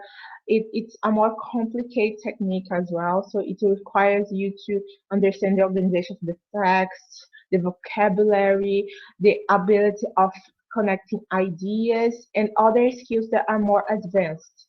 When you practice skimming, the reader can make use of some strategies, as reading the title, subtitle, the first sentence of each paragraph, subtitles, and also reading the first and the last paragraph. So skimming can be a more complex technique, and it can help you, for example, in questions such as the ones that I bought for you that I called here in Brazil dissertativas, questões dissertativas, né, questões escritas. Porque essa parte eu vou falar em português que eu acho importante explicar para vocês, que muitas vezes a prova para professor de inglês, né, por exemplo, nível federal, por exemplo, vem a parte objetiva, né, que são questões de múltipla escolha. A gente pode usar essas técnicas de leitura lá também, como eu falei, mas também tem a técnica, o momento da prova escrita, né? E para professor universitário também a gente tem esse momento, mas para professor de educação básica dentro do Instituto Federal, na prova, inclusive, da Prefeitura de Belém, também, se eu não me engano, teve questões dissertativas. Então a gente pode observar, e nessa hora o skimming ele é interessante porque tu vais dar uma olhada mais complexa naquela informação, né? Tentar ter um entendimento mais completo para quando for na tua escrita desenvolver de uma forma mais complexa também, né? É uma forma de você usar essas informações que a própria prova te dá ao teu favor. E muitas vezes, isso é interessante porque muitas vezes a prova ela quer te confundir, né? Vocês que já estão terminando o curso, eu comecei a fazer concurso público no meu último ano de UEPA, e dali eu fiz 5 concursos públicos, eu só fui reprovada em 1. Então, tipo assim, a partir dali foi aprender a circular, né, por esse gênero. Então, uma questão que eu trouxe para vocês, essa foi a que caiu na prova dos meus alunos. So this was the question that I have bought for my own students, que ela é do Instituto Federal do Rio Grande do Norte, de 2019, né? Então, ele traz o tema Research on Today's Internet. I am not going to read it because it's kind of complex, but basically it brings the idea of how research has affected the lives of teachers and researchers around the world, because it has provided us more online database, but it also questions on this excerpt. It also questions how much information is available without us getting to actually see if that's true or not. For example, fake news and this kind of stuff.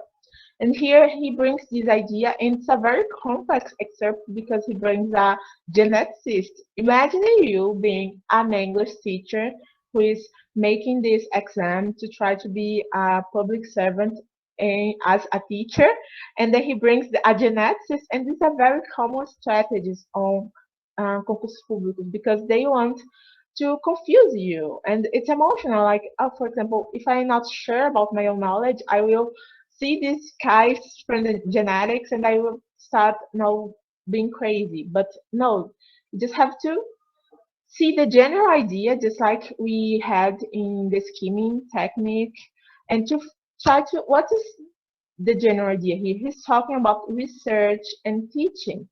E o que ele pede? And what is he asking for?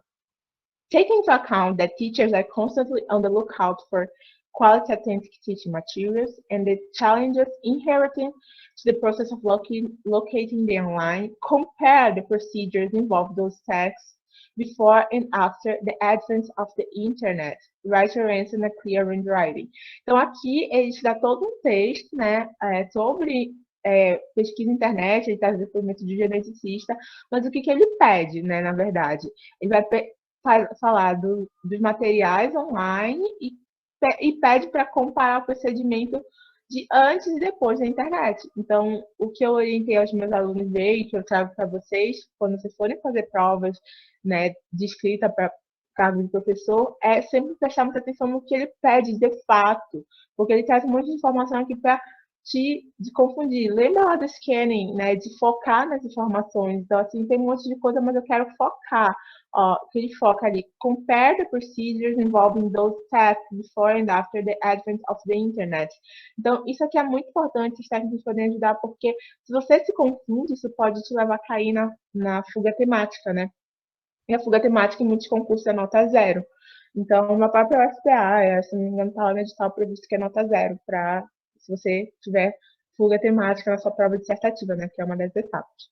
Então, eu trouxe um exemplo para vocês aqui, né, de uma prova professora de inglês, e aí vocês podem colocar nos comentários se tiver uma pergunta. E outros exemplos que eu trouxe, que não é da nossa área, mas eu quis trazer justamente para vocês verem enquanto essas técnicas que a gente tem do inglês instrumental, ESP, né, English for Specific Purpose, também nos ajudam a pensar outras áreas, até para quando vocês forem dar aula de reforço, de repente, vocês podem oferecer serviços para outras áreas, né? Vocês podem ensinar técnicas de leitura e interpretação para seleções de pós-graduação de uma forma geral. Isso amplia a possibilidade de trabalho de vocês, né? Eu sei que esse último ano ele é muito nesse sentido, assim, né? Até onde eu vou agora, preciso começar a trabalhar.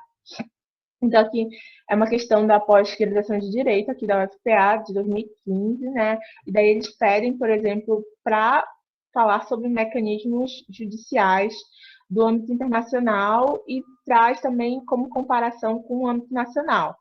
E aí, por exemplo, e como o funcionamento deles impõe desafios e interações entre mecanismos judiciais nacionais e internacionais. E aí traz essa especificidade, né, que foi aquilo que eles delimitaram lá na questão do scanning, o específico do que está sendo pedido, e não só isso, direciona para específicas autores específicos, né? Ela menciona vários aí, Cristina Terezo, René Urena, não sei como é que se pronuncia, Burgog Larsen, Cesped. Então, além de direcionar para esse tema específico, ele ainda direciona os autores. É muito provável que se você não mencionar esses autores no seu texto, provavelmente você vai perder alguns pontos ou vai ser mal avaliado em relação a outros, né, a outros candidatos que trouxerem esses autores específicos.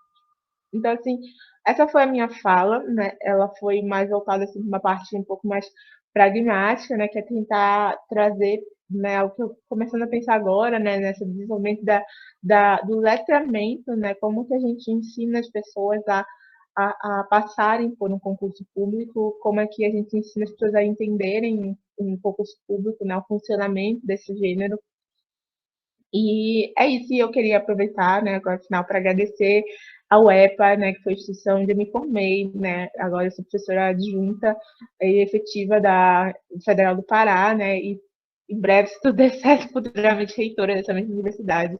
E eu quero agradecer aos meus professores, professor André, professor José, professor Josane, professora Erika, né, que me deram aula, e vocês foram muito importantes para a minha formação como professora. Acho que o que eu aprendi na UEPA eu trago hoje, né, para os meus alunos, e especialmente com o professor André, de quem eu fui monitora, acho que a prática docente dele influencia muito a minha prática docente e meu modo de relacionar com meus estudantes, né?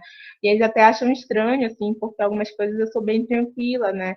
E aí acho que eles estão mais acostumados com outro tipo de docência, né? Que não é o meu tipo. E aí eu acho que, mas é bom porque eles estão, né, vendo coisas bem diferentes comigo. Então eu gostaria de agradecer, dizer que eu estou aqui disposta, mais do que a fim de trazer, né, preparar esses nomes, né, na discurso crítica, da literatura, dos estudos feministas, né, que tive aulas com pessoas de referência nacional e até continental aqui no país, né, no Brasil. E o que eu quero construir, né, meu maior objetivo é exaltar o meu estado, a minha terra, o meu povo, e, né, que a gente possa fazer isso através da universidade pública. E é isso, muito obrigada.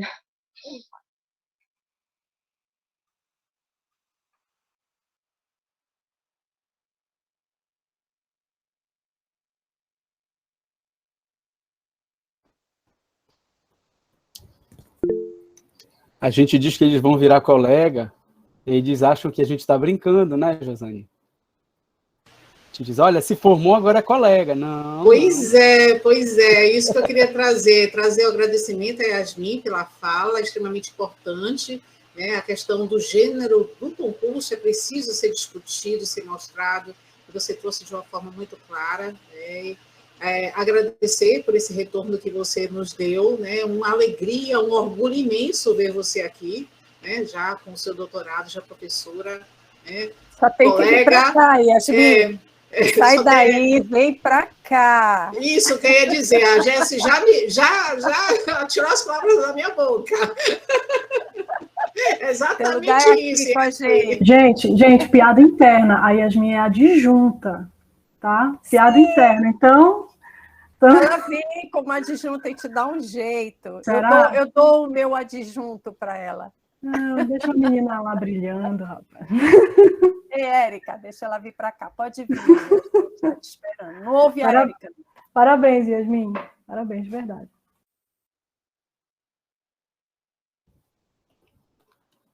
Eu vou falar uma coisa que eu acho... que eu não sei se eu cheguei a falar para Yasmim, mas eu já falei em algumas formaturas.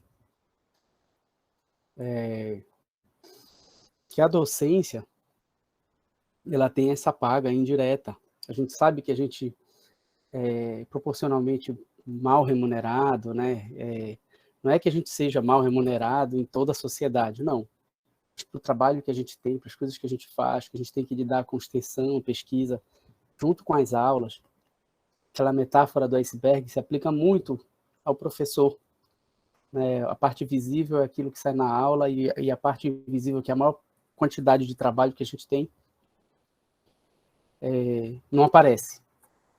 Mas a gente tem uma forma de retribuição indireta que é uma das profissões que a gente se satisfaz muito com a conquista do outro, né? Quando o nosso aluno consegue... Eu lembro, Josane e Jéssica vão lembrar, e Yasmim também.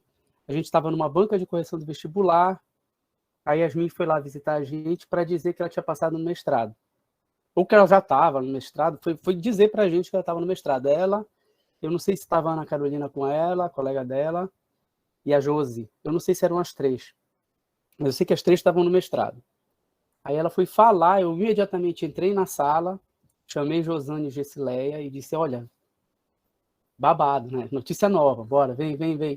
E falei, a gente ficou felicíssimo, porque era a segunda turma nossa que estava se formando e logo depois elas estavam no mestrado fora daqui. A Josi foi para a Unicamp e eu acho que as duas foram para a UFSC, né, Yasmim?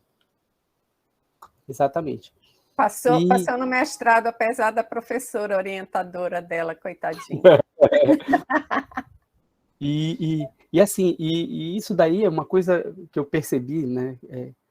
Que a gente ficou muito feliz pelo sucesso dela. Isso daí não tem o que pague, não é que a gente não vá brigar por salário só por causa disso, né? Mas é uma retribuição para o nosso trabalho que é extremamente gratificante. E, de repente, a gente se viu brigando para entrar num doutorado e elas podendo passar a gente. E a gente ia ficar satisfeito se elas passassem a gente. E a Yasmim quase tira o doutorado dela antes da gente. E a gente não ia ficar chateado. Acho que de mim ela tirou, né? Quando foi, Yasmim? Então, eu defendi, porque assim, a trajetória acadêmica ela é muito peculiar, né? A UFSC é um lugar bem complicado, né? Na nossa história recente, se vocês procurarem a UFSC, foi o lugar onde o reitor se suicidou, né? Eu estava presente, então foi tudo bem complicado, eu estava desesperada para sair de lá, resumo da ópera. E aí eu defendi 2 anos e meio meu doutorado, eu defendi ano passado, em maio de 2021. A Gessileia foi em setembro, né? Por pouco, Yasmim. Por pouco, não foi antes de mim. Mas a gente vem acompanhando, e assim, obviamente que em pouco tempo a Yasmim vai passar a gente. Né? Daqui a pouco está num pós-doc, ela tem muito menos idade, pelo menos ela já é que você, não que eu. Tu és assistente ainda, pois é. Né? Adjunta, por razões administrativas, ela já tem um cargo diferente do nosso. Mas isso é muito legal. É para isso que a gente trabalha, né? É para isso que a gente se esforça, é para ver esse sucesso, é para ver esse caminhar.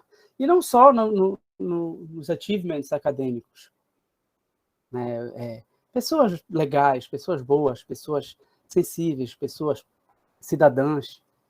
Isso é que é legal, que a gente vê quando a gente recebe como feedback dos nossos alunos, acompanhando por onde eles andam e o que eles fazem, quando eles vêm falar com a gente. Então, a gente feliz da vida aqui, botando no chat, falando com a Crisa, falando com o Guilherme, falando com a Emanuele. Eu não sei se teve mais alguém que já passou e já saiu. Mas é muito legal. Quando a Yasmim me falou que estava aqui, a gente chegou a conversar antes dela fazer o concurso. Não foi, Yasmim? Quando ela disse, eu estou aqui, eu digo, vou já chamar, e falei com a Brena, falei com a Brena e com a Erika. Vamos chamar a Yasmim. Já é colega agora, é parceira. E a gente vai fazer coisa junto. Tá? Seja bem-vinda. É verdade que é VIP.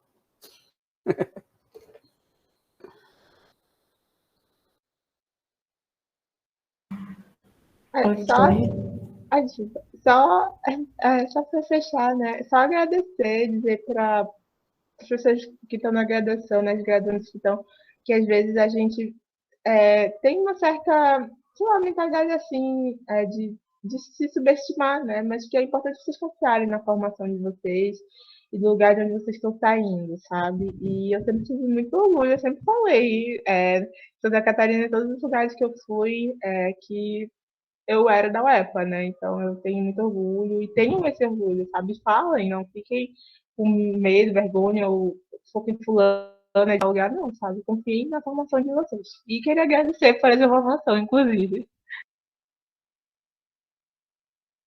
E rapidinho, sobre o tema, a gente está batalhando para ter um curso de instrumental aqui, né, Josane? A gente está batalhando administrativamente para a gente lançar um curso de inglês instrumental de preparação para essas informações. Elas são extremamente valiosas para a formação, para a nossa formação, os que vão trabalhar com isso, né? Professores e alunos, monitores, que a gente quer habilitar para trabalhar com inglês instrumental, inglês para fins específicos, né? Que a Yasmim falou. Muito legal.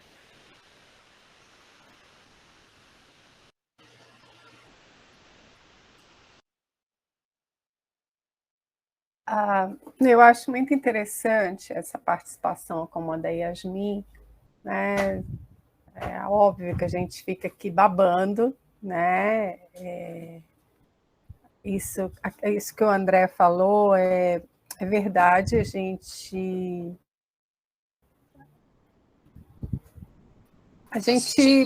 projeta, né, na conquista dos alunos, e essas conquistas, elas assim, soam em alta voz para nós que vale a pena, né, o que a gente está fazendo, e dá aquele gás para a gente procurar melhorar, e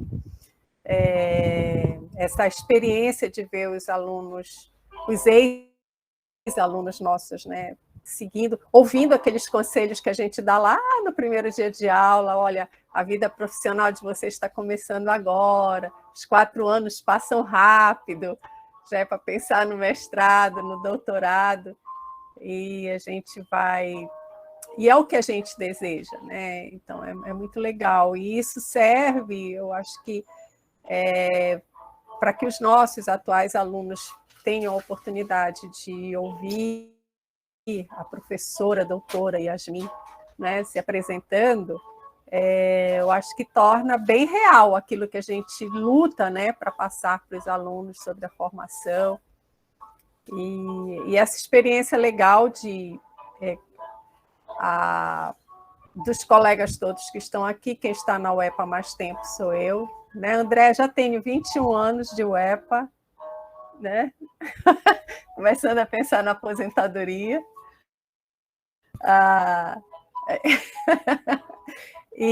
Então, eu tenho ex-alunos que se formaram, que se doutoraram quando eu ainda nem tinha a oportunidade, né, de entrar no programa de doutorado. E é muito legal isso, de ter esse retorno, viu, Yasmim? Quando você foi nos dizer que tinha passado no mestrado, quando você nos disse que tinha passado no concurso, quando nos disse que tinha passado no doutorado. Então, esse retorno, viu, meninos e meninas, é muito bom para nós. A gente se realiza com as realizações de vocês, dá um orgulho danado, né? Isso é muito legal. Parabéns, mais uma vez, Yasmim, parabéns a vocês que construíram esse evento, né? E parabéns a vocês que estão assistindo, os nossos alunos. Pensem, né? Um dia desse, a Yasmim estava ouvindo o nome dela no listão da UEPA. né? E agora está já como professora. Então, é assim, o tempo passa muito rapidinho. Invistam mesmo, vale a pena, muito legal. Para isso, senão eu vou chorar. Agora que eu sou velhinha, que eu já sou vovó, eu estou mais chorona. Opa. Ok, muito obrigada, Yasmim, André, Jesse, Josane, Erika, a todos, né, que estiveram aqui conosco, em especial também a comissão organizadora desse evento. Fizemos postagens em massa para engajar o público e, obviamente, acho que a gente fecha aqui, né, com chave de ouro, porque a Yasmim, ela é o maior engajamento possível que a gente poderia ter nessa tarde, né? É para qualquer um olhar e falar, agora, o que é mesmo o meu TCC? Vamos pesquisar, vamos pensar num projeto de pesquisa, porque vale a pena, né? A gente sabe que o caminho é árduo, a academia, ela exige, mas há muitas recompensas, e essa recompensa vem, né, a partir desse outro, é o puro exercício da alteridade, assim, não é outro lugar do servir ao outro e fazer com que ele perceba que essa academia não é tão impossível assim, não é um lugar tão distante. A minha mãe sempre fala, né? Eu achava que doutor era gente muito diferente. Eu olho para essa menina e vejo que não tem nada a ver. Então, eu acho que é um pouco por aí, assim, né? Os doutores não mordem, eles vivem, eles comem arroz e feijão, como todos nós. E é isso, gente. Eu acho que a academia tem que fazer esse papel mesmo de criar o diálogo, sair ali da Torre de Marfim, trazer a diversidade, falar que é um lugar árduo, mas possível. Então, muito obrigada a todos vocês. Alguém quer falar mais alguma coisa? Mas aqui, então, eu encerro a segunda JALI, esse trabalho, né, feito também pela professora Erika, com a apresentação dos TCCs. Os vídeos estão disponíveis no YouTube dos alunos do quarto ano. Eu ia pedir para a Juliana colocar. A Juliana está aqui ainda? Se possível, colocar o canal do YouTube aqui no chat, né? Para todo mundo acompanhar. Mas no Instagram também tem. Eu só queria dizer que eu estou bem contente, porque a gente está fazendo a segunda jornada de língua inglesa, mesmo no formato remoto. Eu espero que a terceira seja presencial, se as variantes permitirem. E é muito importante para a gente também ter essa vitrine. Na verdade, o trabalho ele ficou muito mais entregue nas mãos da professora Brena. Ela sabe disso, mas é muito legal poder movimentar o nosso curso e ajudar os nossos alunos a também mostrarem, né, as suas pesquisas de TCC que estão lá. Podem olhar o canal, não só a segunda JALI, né, mas também tem alguns outros projetos lá que a gente também está desenvolvendo. E é isso.